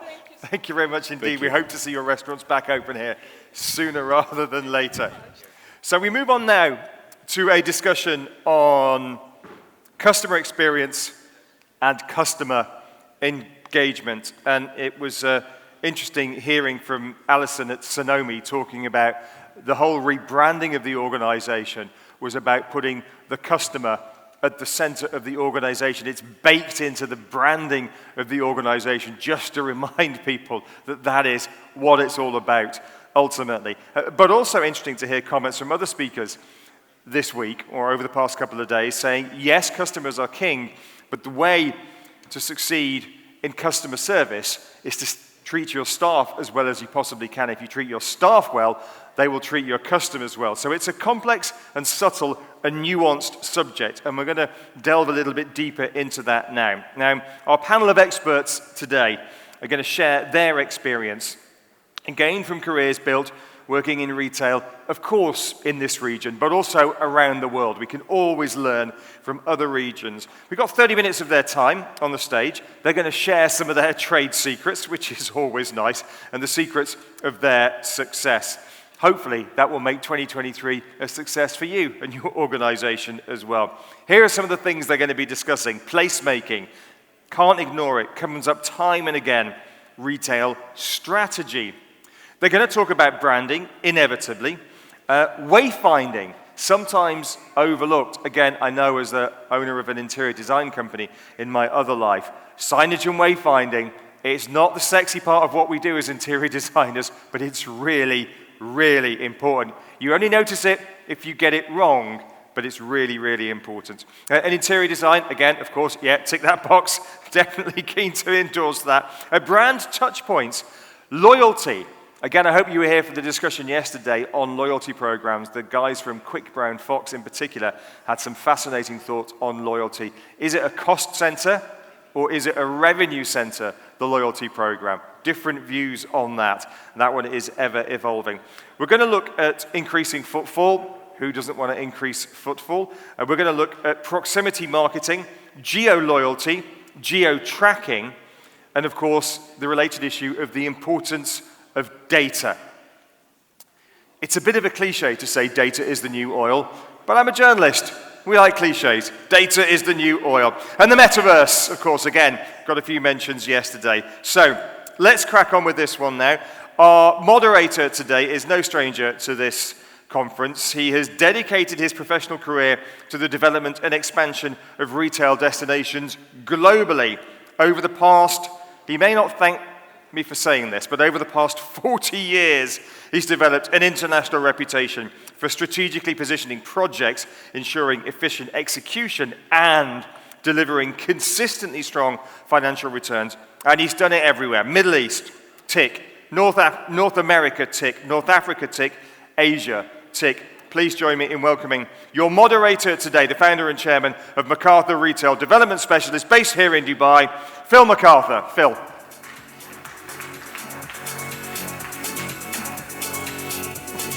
Stage is yours, Phil. Thank you so much. I think we'll just invite the panelists to come up, and I've got questions, and I'll do the introductions, and because we only have 25 minutes. Sit in that order? As you wish, yeah. That's probably logical, isn't it? You have to sit in order of where your photos are. Okay. Another recon, another year. My first recon was 1997. We had it at the old Intercontinental Hotel. So it's great to see everybody come to Dubai and get together and share our experiences, and I'm delighted with the panel we have today. I just want to remind everybody that we are one of the largest industries in the world. And retail and real estate have worked as partners for years together, centuries in fact. If you look at the fundamentals of retailing, it's not very hard to understand that making the customers happy or understanding your customers is pivotal to exploiting opportunities. And I think the goal of every retail real estate is to improve the customer experience. Because if the customers like your place, they come more often, they spend more money, and they dwell longer, and that's really the objective. And I think what we have now with today's technology is a wonderful way to take our intuition and the observations that we've had our whole careers and start validating it with data. And, you know, we used to look at properties from, we feel this could be improved, we know we'd like to do something here, but now we have the data to back it up. So today we're fortunate to have a designer, a retail technology expert, and a developer on the panel. And we're going to chat about the customer experience, or CX, as we call it today. So first I'd like to introduce Alan Robertson. Alan is the CEO of Air Design, a UK-based design firm. And if you go to their website, and Alan provided some copy for this, but they really talk about making places that people love and places that make people's lives better. And they are experts in wayfinding, placemaking, branding, and interior design. And I went to the website this morning, and I was quite impressed by what I saw there. So congratulations, and we look forward to your comments today. Sean Roberts is the Chief Commercial Officer for Conic, or Conic, depending on how European you want to sound.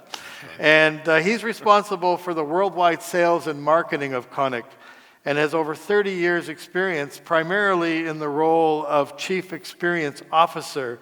And he's focused his career on customer interaction, automation, and the customer experience. And finally, Amit Puri, who I've worked with for many, many years. He's now the Vice President of Leasing at DeMac Properties. And Amit has been working for the past 20 years in global retail real estate, both in Asia and in the Middle East. And now he's involved with establishing DeMac's footprint, or retail and mixed-use development program in about 6 countries in the Middle East, as well as activities here in the UAE. Thank you very much, gentlemen, for joining, and let's get right into the panel discussion and ask you some questions. The panel has been briefed on these questions, so it'll be great to hear their comments. So Sean, we're going to start first with you. The question is, how are the recent events like the pandemic, lockdowns, travel disruptions, global energy issues, and the cost of living pressures, how is that changing people today in what they think about as the experience? Great. Thanks, Phil. Lots of big things happening, lots of changes happening in the world. That's a hugely global question, and it affects lots of different parts of the world in different ways. We all know that. It's not those things that particularly have changed customer behavior, I think, in my opinion, and in our experience as a company, having seen all of this. It's that they've accelerated those things. And I think we all saw, before kind of some of those big bad events that started happening, the rise of .com, the rise of e-commerce players, the move away from experience towards convenience and those kinds of things, and changes in demographics, meaning people wanted different things from life, particularly convenience, being too rushed, having not enough time, wanting good deals, etc. But I think what the last few years have reminded, I think, the global economy and global society is that we're all human beings and that experience is absolutely everything. And there is a lot that you can do online. There is a lot that you can do to gain an experience online, and it is really important. But the physical experience is absolutely paramount.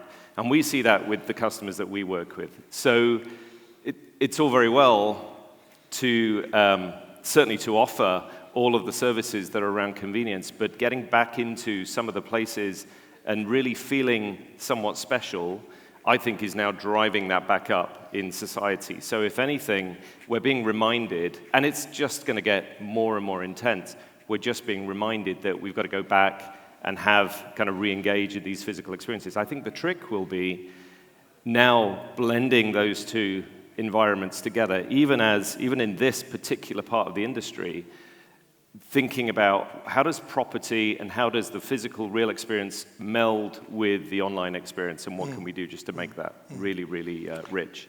Yeah, I think the predictions of the demise of physical retail were extremely exaggerated. There was this feeling when digital became stronger and online purchasing became, for some people, the preferred method. Right. There are a lot of people that just said, well, this is going to be great, and people are not going to go to places or shopping centers or F&B destinations, where that's completely false. The opposite has been true. So I think sometimes that isolation we felt during the height of the pandemic made us start to appreciate the benefits of going to a physical. And I think for a lot of people, what the world has gone through in the last couple of years has actually been quite desperate. And there's a role that locations and experiences and retail and so on does have a part to play in terms of mental well-being. I mean, right at the extreme, there is that as a cure for a lot of people as well. So it really is important just to re-engage with experience. Alan is a placemaker. So let's talk about, we're just talking about the significance of people resonating with their favorite place.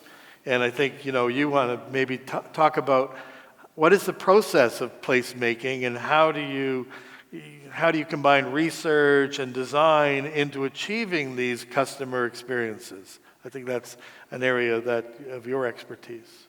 Yeah, thanks, Phil. I mean, placemaking is it's a massive topic, right? It's when you're creating a place that hasn't been there before, which is ultimately what placemaking is. It's a big project, right? There's so many moving parts, and everything really ultimately needs to be geared to creating a place that people want to go to and come back to and enjoy, a place they love. And when I've worked in over 30 countries around the world, and I can probably count on maybe not just one hand, but two hands, the number of times that I've been in a briefing session with a client who is a placemaker of some nature, mixed use, retail, whatever it may be. And I've been presented with a CX expert in the room who says, right, part of the briefing process is customer experience. Here's our expert, this is the person that's managing it and the person that will measure it and define its success. And I think in placemaking, customer experience is an organizational culture. You either have it embedded in your organization and it flows through everything, or you don't. And if you don't, You risk things being disjointed and the ball being dropped between departments who will have the best intentions, you know, the marketeers versus the developers versus They're the trying to get technologists. there, but no one's owning the responsibility. Yeah, I know, and they perhaps don't talk. They all know we've got to do it. We've got to make places that people like. We've got to get the experience better. But unless it's in the organization, and unless there's somebody managing that process through the organization, there is risk. What percentage of the major clients you work with or have interaction with actually have someone in that role? Very, very few, and purely because it's a fairly new discipline. You know, I mean, it's probably maybe it's thought of as a new discipline, but I firmly believe we've always been focusing on the customer experience. We just didn't brand it. Yeah. We just didn't label it. Okay. We just didn't formalize it in some kind of workflow. But you're right. The term and the benefit now is that we have workflow and we have matrix and we have measurement. Yeah. The term Chief Experience Officer is a new-ish term. Okay, and I think that's the piece. But look, you know, I mean, ultimately, if you're wanting to improve your place, you need to put a business case together for a change. Right. That can be a physical change, it could be a digital change, whatever it may be. And unless you can measure the baseline, you can't measure success, okay? And without a baseline and the possibility to measure success, how can you put a business case together for doing whatever you may want to do? Maybe a refurbishment. So you go to these meetings and they say, this is our CX manager or Chief Experience Officer, and you feel a sense of relief that you're halfway there because they understand the requirement? Yeah. As designers, and you know, we're interior designers, but any designer in the world will say, if you ask them and their experience, they'll say, well, my job is to improve the human condition, right? Yeah, okay. And if they don't have that as part of the brief that they're given, then it's a bit random and a bit vague. So we're all, as designers, trying to do that. We're trying to make things better for people. Okay, great. Yeah. Okay. Now, Ahmed, your company is primarily a residential developer, but you've also got aspects of retail. You know, your owner owns brands, but you've been currently involved in developing mixed-use projects where retail and retail hospitality is together. How do you guys see retail strategy in the planning of your developments? And you may want to talk specifically about one or two. Sure. No, so we're a relatively recent entrant. Just 2 years ago, we started our first mall in a very far-off place called the Mac Hills, Tuakoya. But we tried to be customer-centric, which we've heard before. We did not make the mall first and do the development around it. We went the other way around. In fact, a lot of people did not even know that there's a mall that exists there, including the likes of Al-Shaya, because we kept it kind of secret, where we wanted to build the community first, and then go back to these customers and understand what they really want, so the needs, preferences, and their their own behaviors. So in this case, you have two separate customers. Yes. You have the brands, yeah, who you want to get them to sign leases and operate, and you are making sure you're anticipating what their customers need. Correct. Okay. So exactly right, because I think we have to work with both together. First is the customers who are going to come to my mall every day, every second day, and then with the brands, because people who are coming in today are not really getting the experience they really want, in terms of the service they really want, in terms of, they're just getting the tools right now. So brands are offering tools that will offer you a shirt. Okay, you want a shirt? No, but I want a shirt for an interview. So can you go the next level and say, what else can I get here? So there's a huge gap there. I'm going for a haircut for my son. Is this haircut for his school photograph? Or is this haircut, just a regular haircut? I think this is going to lead great into personalization, because that's the next question. But that's what you're talking about, trying to get ultra-focused. Exactly. On customers, as well as we're working with retailers. In the old mall, we are 100% leased now. We have no space in the first mall we did. Just about 40 stores, we're only doing community malls. But the second one that we're building, for which we're here, Ventura Mall, that's about 70% leased as well. And we are taking care of net-picking the right kind of retailers who will serve those consumers. Okay, great. Yeah. Sean, we're talking about personalization, and you were talking about How does that work into delivering a better customer experience? And is there actually, can you show a bottom line benefit to that kind of approach? Yeah. Amazing segue for that. Thank you. Yeah, absolutely right. It's about, I mean, I've walked around this show today and I've seen some amazing projects that are going on, just generally building some, wonderful experiences that are out there, things to be really, really proud of. And I had some great conversations yesterday. I think the icing on the cake on top of those experiences, because you can't do it without those experiences, without those investments. But the icing on the cake is then making everybody, and to your point, making everybody feel special. And feeling special, for me, may not be the same feeling special for somebody else, for you. It's, retail is about psychology, and it's about thinking about the groups of customers, whether they're tourists coming from different countries, whether they're the local, very local kind of population that sit around a particular property or something further afield.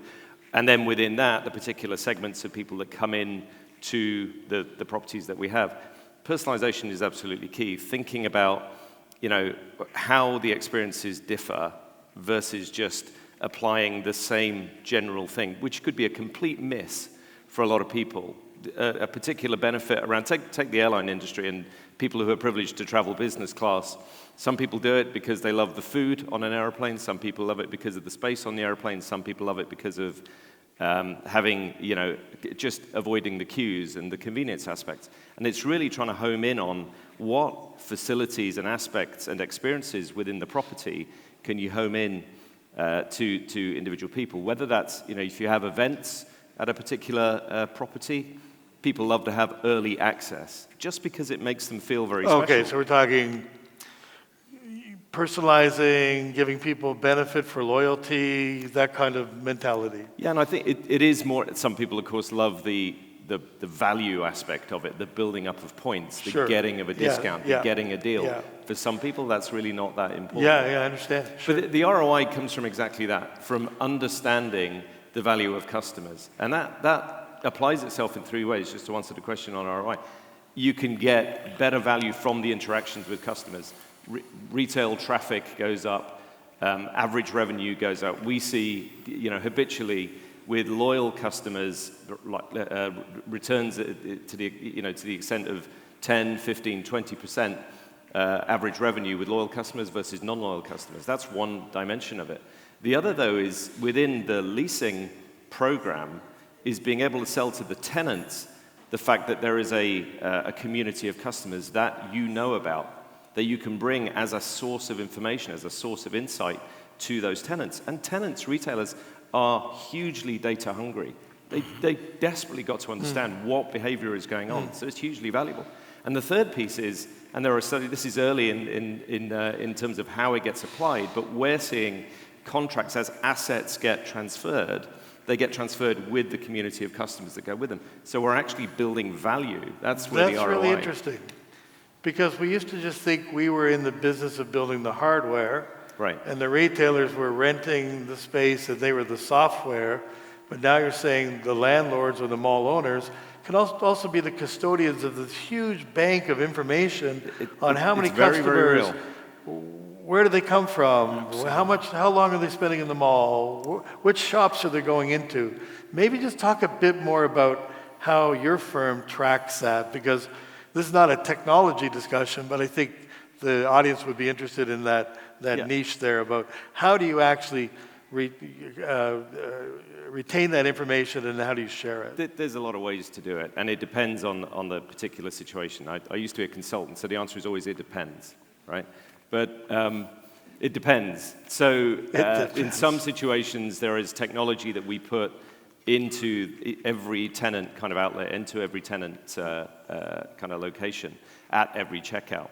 Because one of the big challenges of multi-brand properties is, and without getting too geeky about it, but point of sale systems, they vary across every different retailer. Right. So it's they a huge don't talk challenge. to each other. Yeah. You can't really, in a mall environment or an outlet environment or whatever, a shopping center environment, integrate just with one set of systems. So there are various techniques, whether that's linking with credit cards or scanning of receipts or having specific technology like touch technology just to capture enough of that behavior.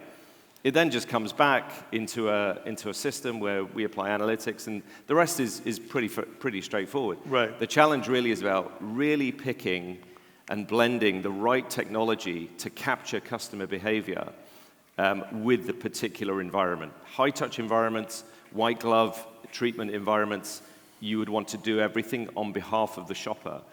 In kind of low-touch environments where it might be self-checkout in some environments, self-scanning, then you would want the shopper to do it themselves. So it really does depend on... Okay. I just wanted to get a point. You guys showed me yesterday a small iPhone-sized device that you put in every shop. Exactly. And that's where you're collecting data with near-field communication and all kinds of things. So I think I would also venture to say that the developers that embrace your program and get all the retailers on board, it's got to be a pretty enlightened experience. It's almost impossible to get everybody on board. Right. But it's a long-term play. Right.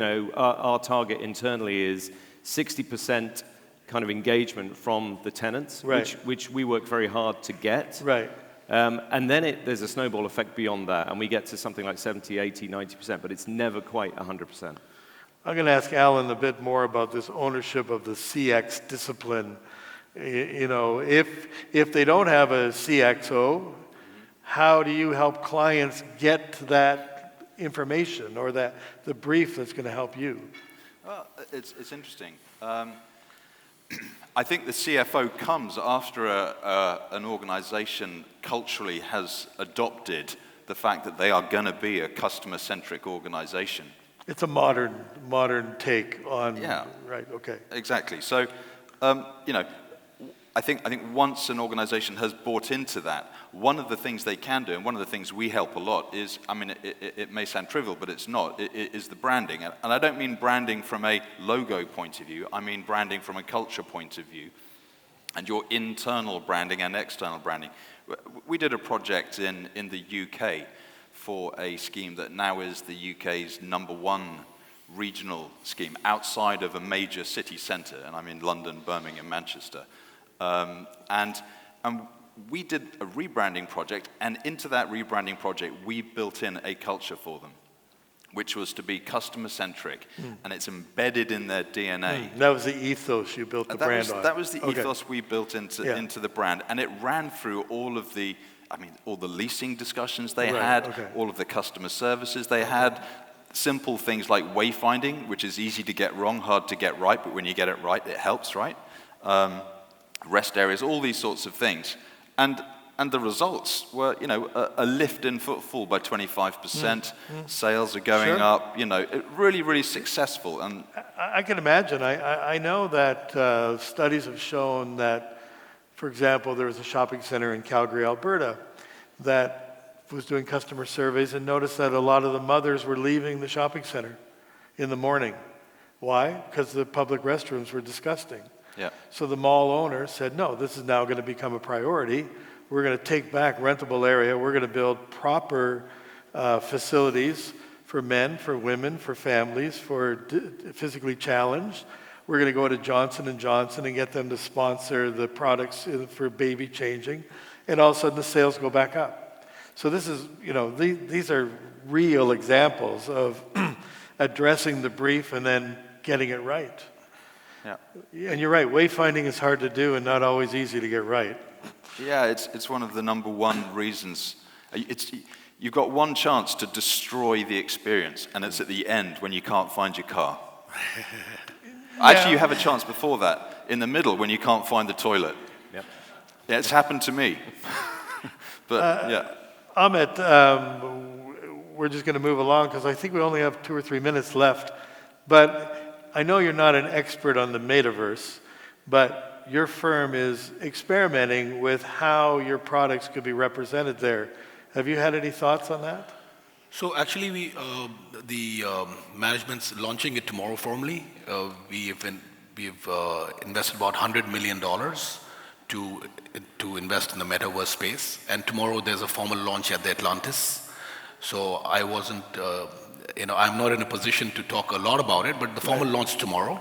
All I know is that we are trying to get very immersive experiences for our customers on the metaverse, which means it could be buying of land or developing spaces which are augmented reality. So we know that that is augmented, but that's the next wave. Yeah. And yeah.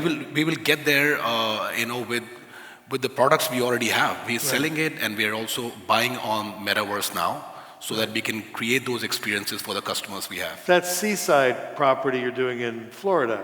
Yeah, Miami. I'll be able to go to a website and be able to use the metaverse to virtually be in that property and engage with it? Absolutely. So this year, what has happened is, for the first time ever, we've done 700 million dirhams of sale only through calls which are Skype calls, only through non-physical contacts. Okay, great. 700 million Great. dirhams this year, which means you don't need to be in Miami to sell the products in Miami. You Yeah, can yeah, do it from that's- right here, which is what we're doing right now. That's a testimony that we're definitely, ensconced in a very new era. And I think we all feel that we're just at the beginning. We have a great panel, and we don't have a lot of time. I don't know, who's the timekeeper here? You're the timekeeper. That's the time. See, I'm right on time. Right? So I was thinking that there may be some audience questions. My job is to plant questions, so you stand up and ask them, but I didn't get that done.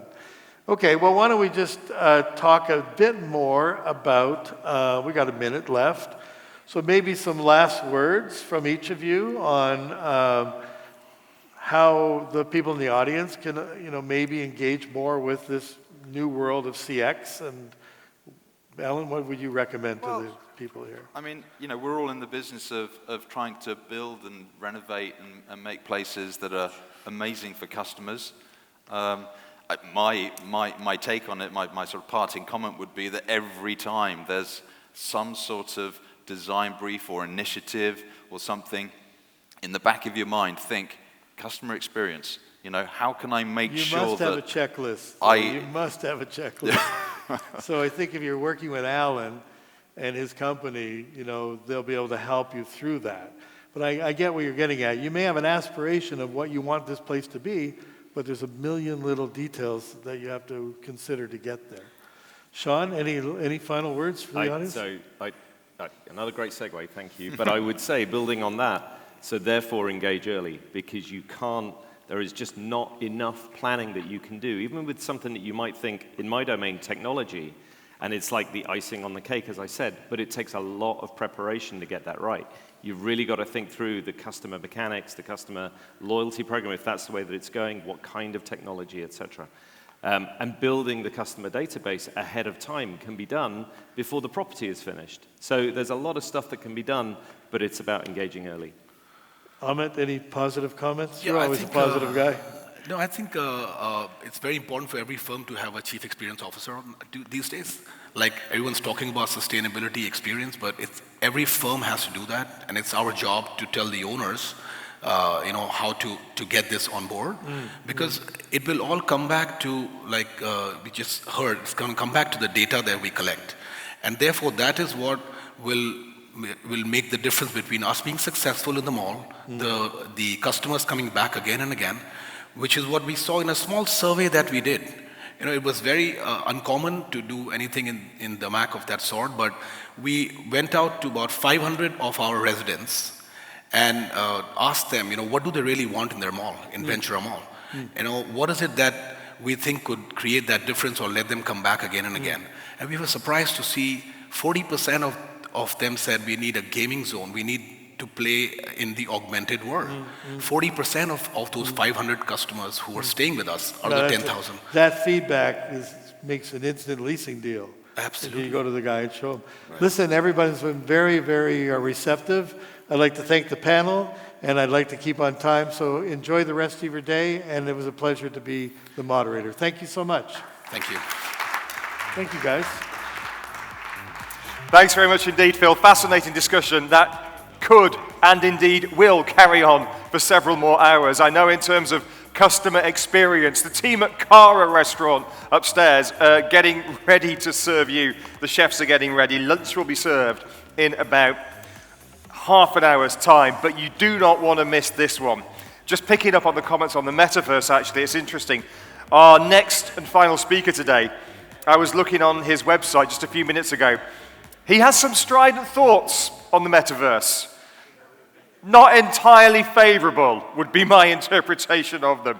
Let me introduce him. He is the retail futurist. On his passport, it says Howard Saunders. He is a writer and a speaker whose job is to see beyond retail's choppy waters. He spent the first 25 years of his career at some of London's most renowned retail design agencies, including Fitch & Company. He created concepts, strategies, identities for dozens of British high street brands. Today, he's going to give us insight to the future of the retail industry and what we can expect in years to come. He is from 22nd and 5th. Please welcome the retail futurist, Mr. Howard Saunders.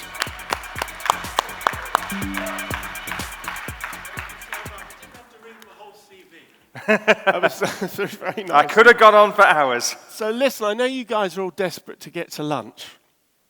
It's a lovely lunch, apparently. So I'm only going to keep you for 2.5 hours. Is that okay? No reaction whatsoever. Look, we're going to talk about the future, and I'm going to talk the real future. That's what I'm going to talk about. I'm going to puncture some of those bubbles, because I think you guys, it's quite echoey up here, isn't it? Have been sold a pup. You've been sold a lie. Let me explain. So look, I tried to find one picture that summed up this sort of idea we have of what the future's going to look like. This thing that's sort of been embedded in our brains since childhood. And this was the best I could find, okay? There's lots of tall glass buildings, yeah. Lots of flying cars. Obviously, lots of drones flying around, flying taxis, I think they are mainly. And then we have a man down here, he's got a robotic arm, I think he's had that added. But there's a dog, there's a robot dog, obviously, because they're cleaner, aren't they? And then, we're living in bubbles, glass domes. We don't live in houses anymore. We live in sort of glass bubbles. And it's very weird. And then obviously, how many people here were promised the jetpack? We're still waiting for the jetpack. So look, this is the sort of future that I believe we've been sold, and it's kind of a lie. And I want to show, this is what I blame. I blame this, okay? I blame 1951 Festival of Britain. Because look, it's pretty much the same, isn't it? It's like domes. We're living in domes, and there's lots of sort of spires, and it's all very futuristic. It's amazing. Well, my dad went to this. My dad, back in 1951, sadly, my dad is still with us, and he's 86. So I want you to imagine it's 1951, and there's my dad, and he's on a school trip, all the kids, and he's got his packed lunch, and it's like, I don't know why I'm doing this, but he's sort of like this. He's got his packed lunch, and they turned up to Festival of Britain to see the future. And he's like me. He's got a big beard, age 12. And he's off. And what did they do? Well, they walked into this thing and saw exhibitions of sort of atoms and pressed some buttons and thought, I don't know what the hell this is all about. And went and played on the Helter Skelter and the Big Wheel. Because that's what kids do. They just pretend, on a school trip, you can press some buttons and eat your packed lunch and go on the climbing frame. That's kind of what we did. But this is the future. Sorry, did I go back? Yeah. We're still doing it. So just over the road here, no offense, but they've built this beautiful, beautiful spare. I mean, a piece of architecture to die. Absolutely amazing. The Museum of the Future. And look. It's all domes, and look, we still want it. And the kids are standing, they don't know what they're doing. They're pressing buttons, just the same.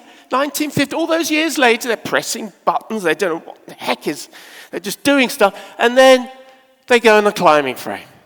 Exactly the same thing, 70 years on. So, okay, the future isn't quite what we've been promised. How is it going to be then? So my bit today really is sort of dismantling this fourth industrial revolution. Every time you go on LinkedIn, every time you look at a TED Talk, any TED Talk, they're talking about the future. This fourth industrial revolution is going to change the way you live forever. It's robots, isn't it? It's robots, it's drone deliveries, autonomous car. I'm not saying they're not happening. I'm just saying they've been a long time coming. Because it's like 20 years we've been talking about autonomous cars. Internet of Things, that's when the kettle knows who you are in the morning, you know. Hasn't really taken off. We've been talking about it for 15 years. And everything, smart cities and crypto not looking so good at the moment. And the digital currency thing, yes, it will kind of probably happen at some point, but it isn't going so well. And then the whole lab-grown meat, fake meat. Do you remember that? We're all going to be eating fake meat. Well, that's kind of dying at the moment, certainly in the West, in the US and in the UK. The fake meat thing isn't working. So I think there's a genuinely serious point. We've been promised this future, which I believe is dehumanizing, actually, and the real future is much more engaging. The foundation of all this, what am I talking about? I have no idea. Look, the problem we all face, the biggest hurdle we all face, isn't Greta. It's your inner Greta. That's the truth. It's guilt. It's the fact that we've got everything now. We've got everything. There's no one here. I could pick on anyone at random, and I won't be personal. I won't do that.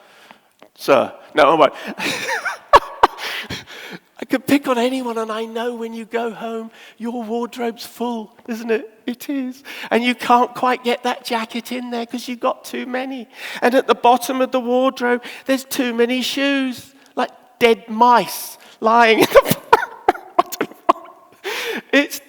We're all the same. We've got everything now, and so therefore we're guilty. And that's how retail must change and must adapt. It's an opportunity, not a hurdle. Let me explain. Am I allowed to steal this water? Look, some of you will have seen this thing doing the rounds. Autonomous cars, yeah.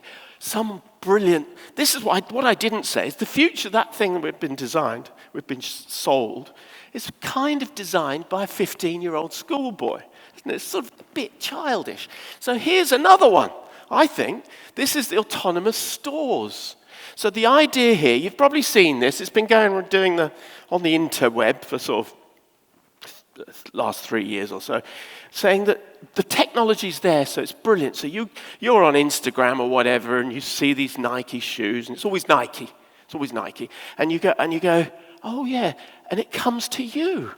So you wake up at 2 a.m., you get a little bleep, bleep, and the Nike store is pulled up outside, like that, and you go up to the store in the dark, like this, and you put your phone and go, welcome, Howard Saunders.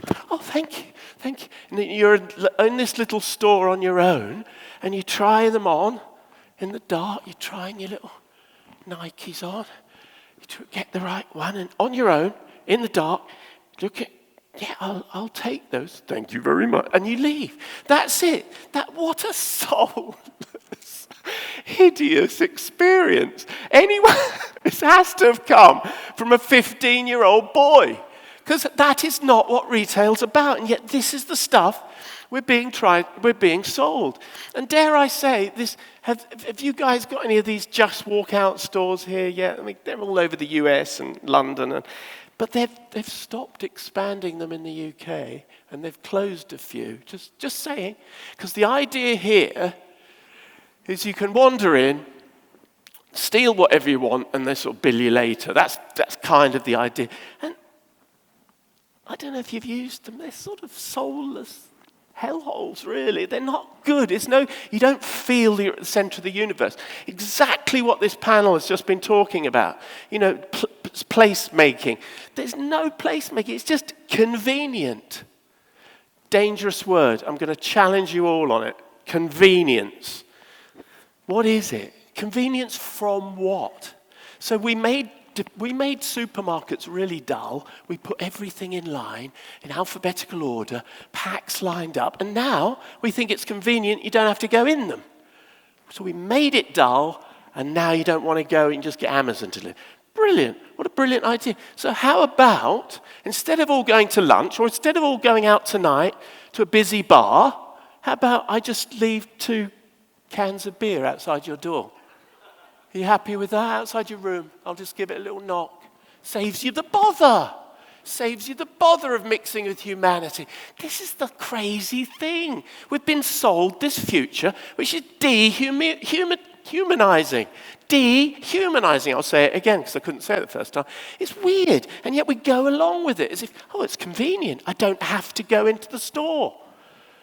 Weird. Okay, let me just now demolish robots. Oh dear. Robot. Look, Elon Musk, it's a bit echoey, isn't it? Elon Musk, in October this year, launched his Optimus bot. Look it up. Look it up. It's a massive lot. He spent billions on this thing. That's it. There. It's beautiful.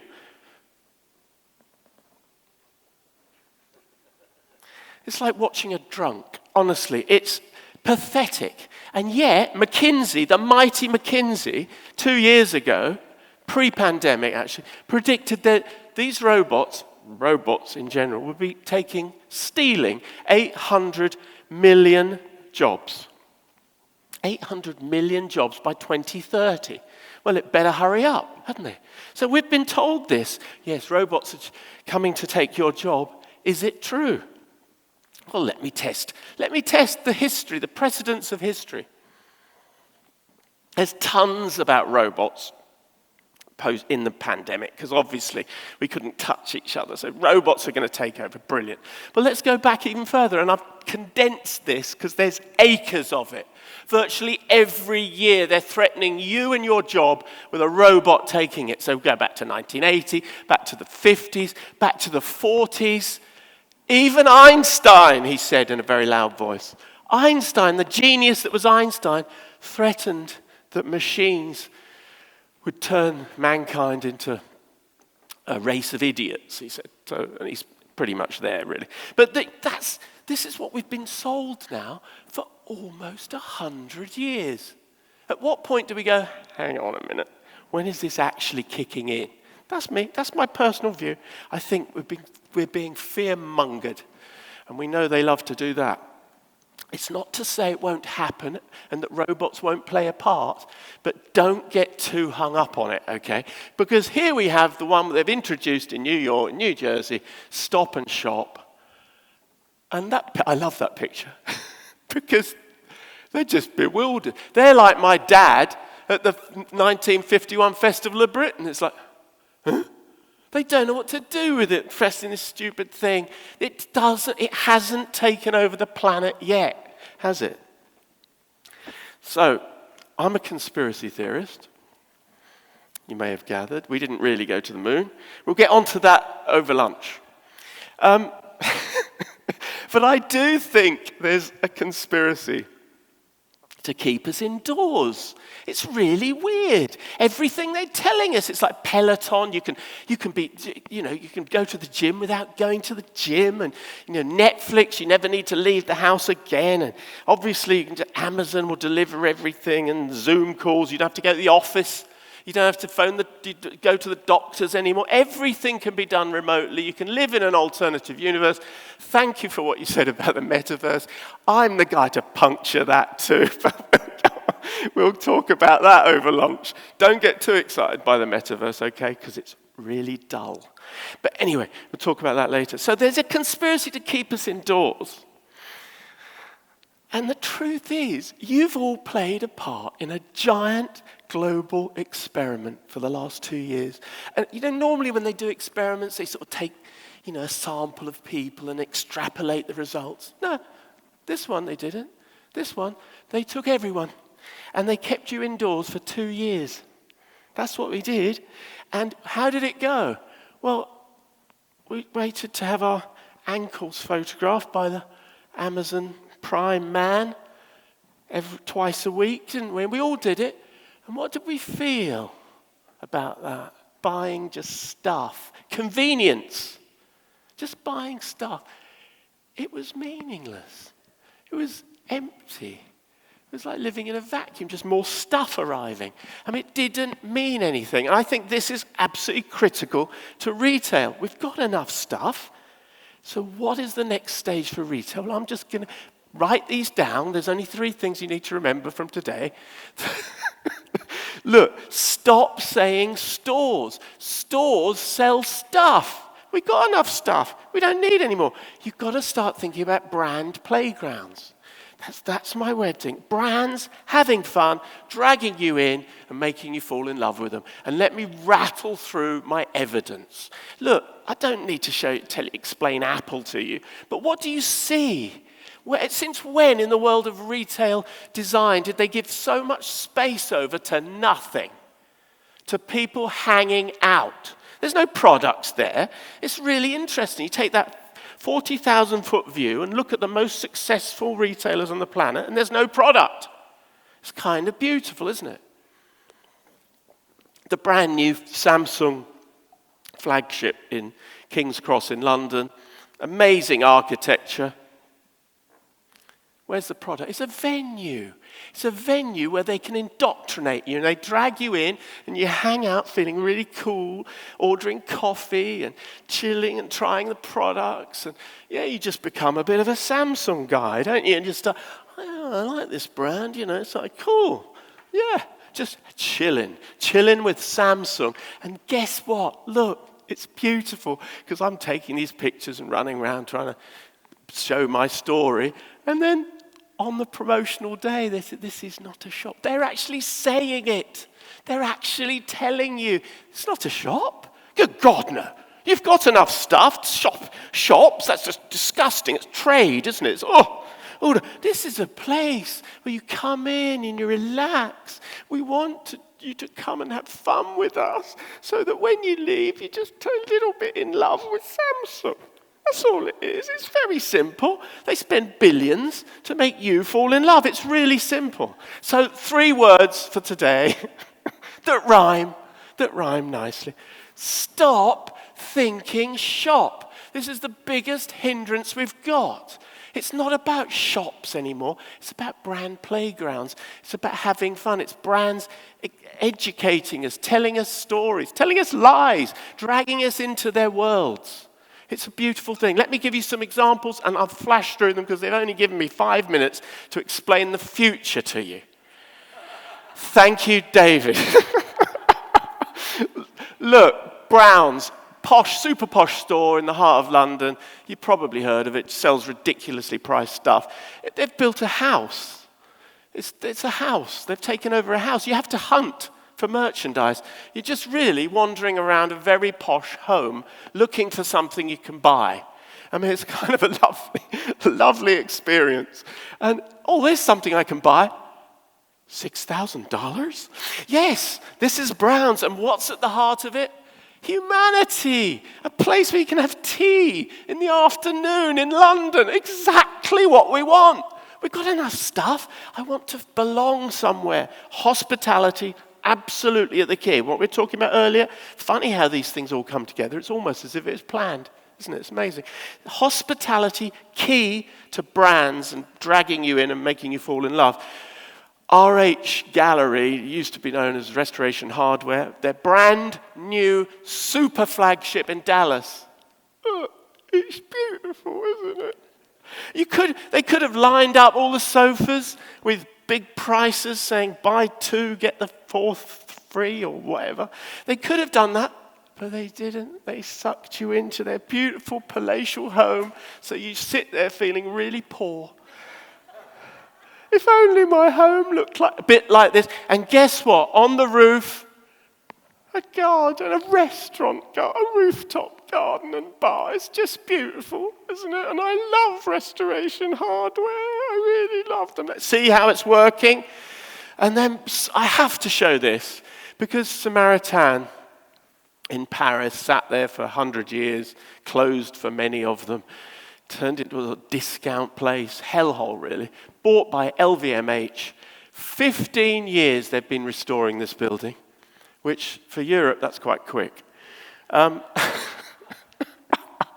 look at it, it's palatial.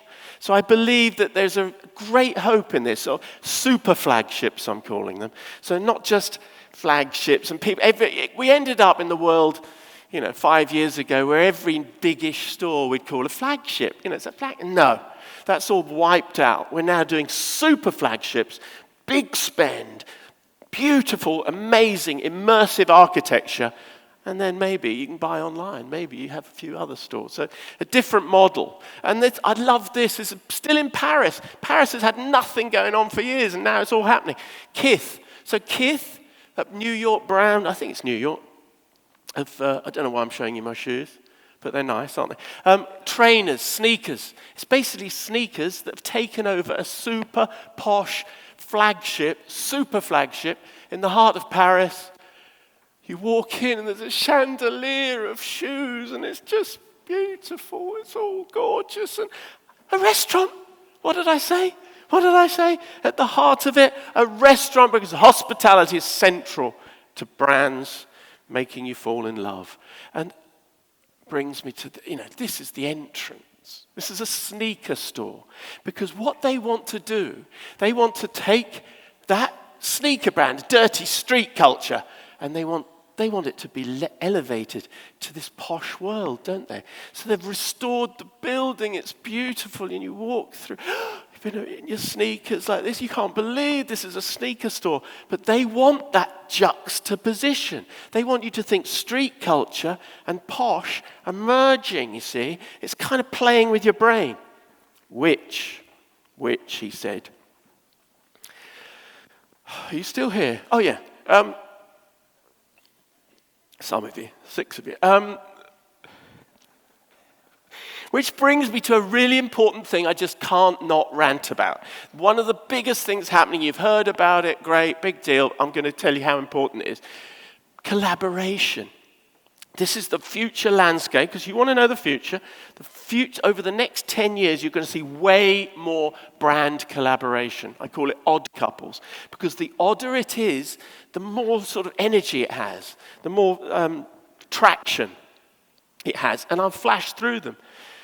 Disney and Gucci. I mean, there's a lot of this thing I call kidultification, whereby by taking a kid's brand with an adult brand, you sort of rejuvenate it. I don't need it. Gucci, if you really want, Gucci and North Face for a posh tent. It's weird, but nonetheless it's happening in Marc Jacobs and Peanuts, and I've got 3 pairs of these. They're beautiful. Manolo Blahnik Birkenstocks, and my favorite actually is the genuine handbag from KFC. Where you actually keep your chicken on and your tissues and your car keys. Now, it's weird, but suddenly that KFC, it's taken on a little edge, hasn't it? Suddenly a trashy KFC is like, oh, it's a fashion, it's a style icon. How quickly we can shift. And the best collaboration of the year has to be Paddington and it's amazing. And it's the same thing, isn't it? Kidultification. You take this ancient establishment and you add in a bit of kiddie stuff, and suddenly both are regenerated. Both come to life. It's an amazing thing. And we watch it happen at that scale. Which brings me to this one, this is the future, okay?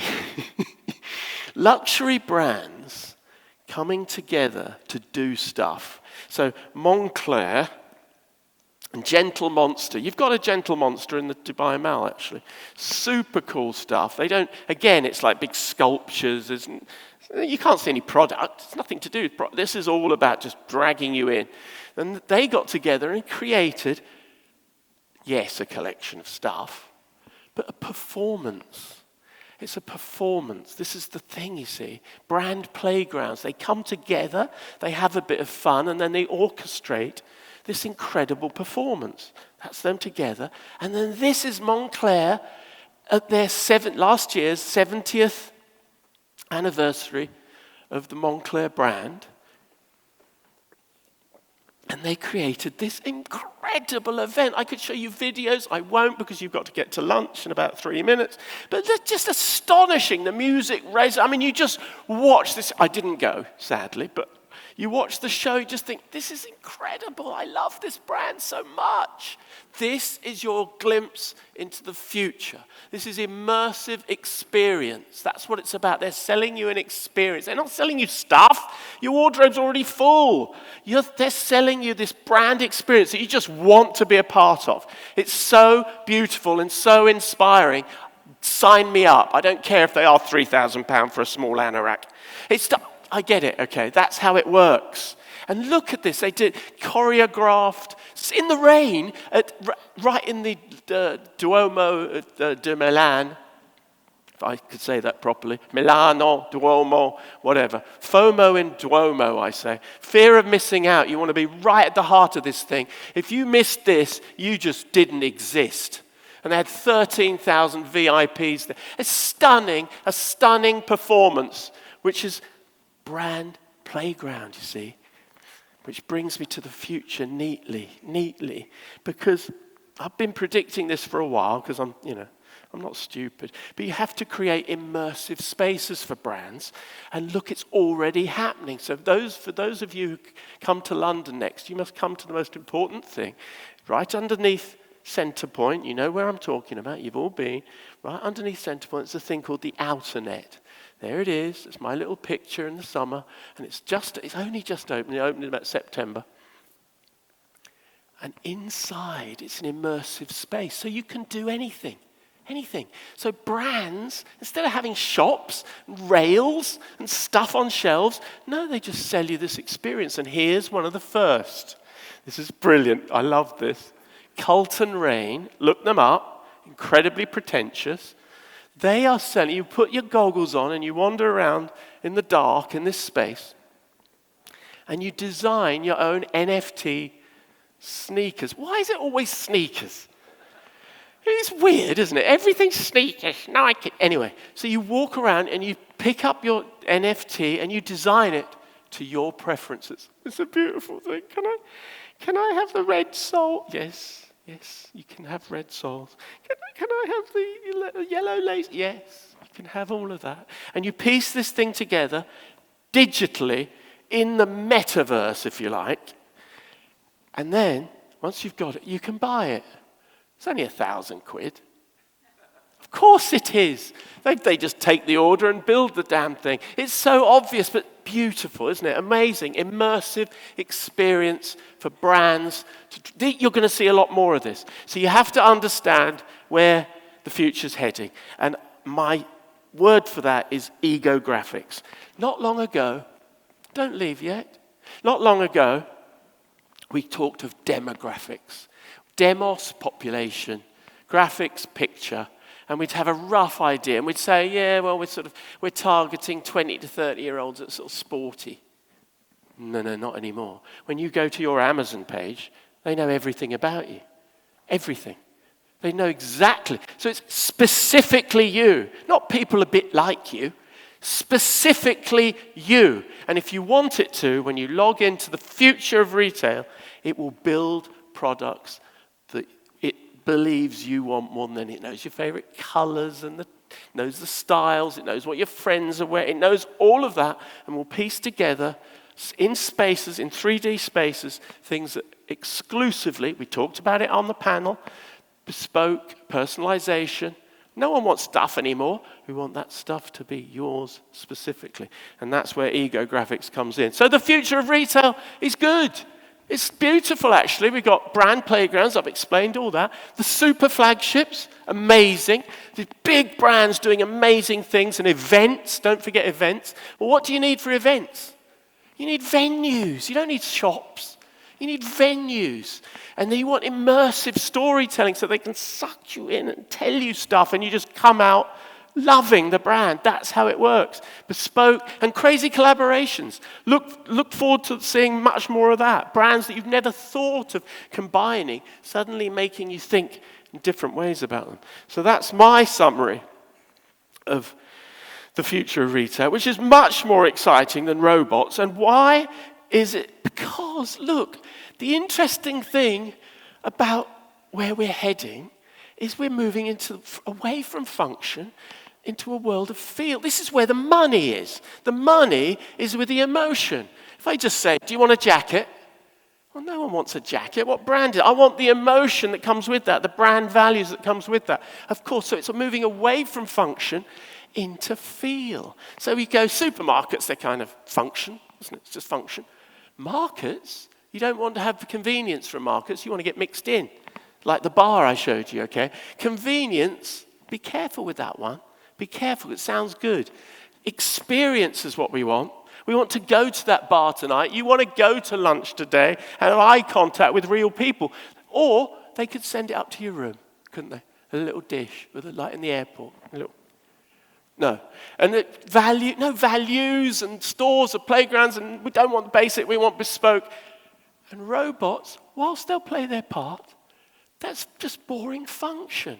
And it's humanity. It's humanity that we really want. We've just had the experiment. We've come out after 2 years, and we desperately want to get out and meet people and see people and shake their hands and feel alive again. It's obvious. So the future will be. Do not neglect humanity. Whilst they're trying to tell you about robots and drone deliveries and everything else, the truth is, I believe we've got a world of hi-ho, because I like making up words. High hospitality. Not just hospitality. Yes, sir. Thank you, sir. No, high hospitality. Connecting with you specifically. Making you feel the center of the universe. Whether it's just eye contact and smiles and notes and thank yous. Sincerity. Authenticity. That's the future of retail. So go back to your stores and your department stores and your shopping centers and know that really we're not looking for convenience. We don't want to be served by a robot. We want to feel connected to humanity. It's critical. Don't forget that. Thank you for listening. By the way, you might not get your jetpack, but humanity rules. Thank you for listening.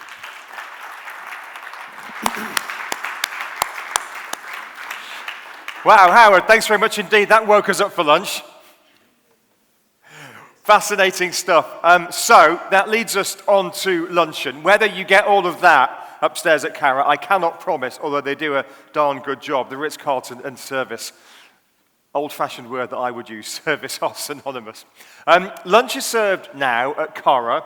It's on the podium level. Take the elevator up there. And then we're back in here for the awards a little bit later on this afternoon. We're going to start at 4 o'clock sharp. So if you're up for an award, don't even think about ambling in at 4:05, because people are going to start filling up from about 3:30, 3:45 this afternoon. Look forward to seeing you all then. Thanks very much indeed, and until later, goodbye.